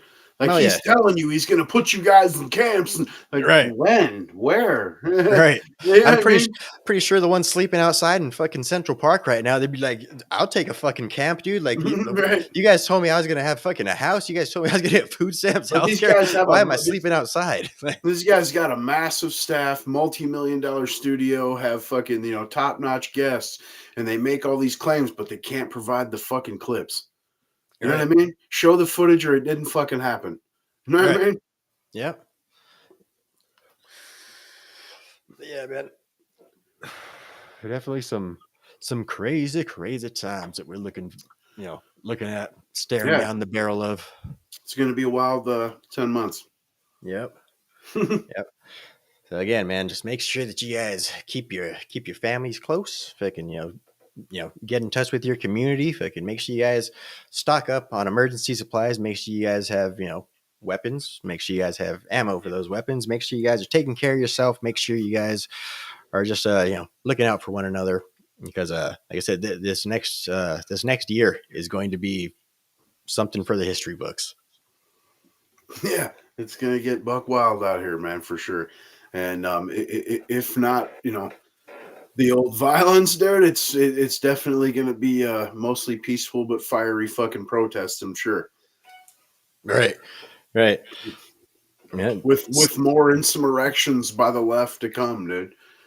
Summer of Love 2024, here we come. Yep. Yep. But anyway, man, you got anything you want to throw in before we all mosey on out of here? No, like I said, come check it out. Every weekend, I drop a shit ton of clips across the fucking inner zones. Come check it out. Appreciate you guys stopping by. Hope you enjoyed. See you next week. All right. Yeah. Right. Again, subscribe to this guy's channel. Make sure you guys, if you're not already subscribed to this channel, make sure you guys, if you're not watching us on Rumble, make sure you guys go mosey on over there to Rumble, man. Make yourselves an account. Fuck YouTube. I mean, they're eventually going to ban us anyway, but make sure you guys mosey on over to Rumble. All right. Get in that parallel economy, download Public Square. If I can, do what you do, man. If I can just keep paying attention. And, one more thing before I go. I understand power. Hell yeah. All right, man. Yes. Peace. Smile.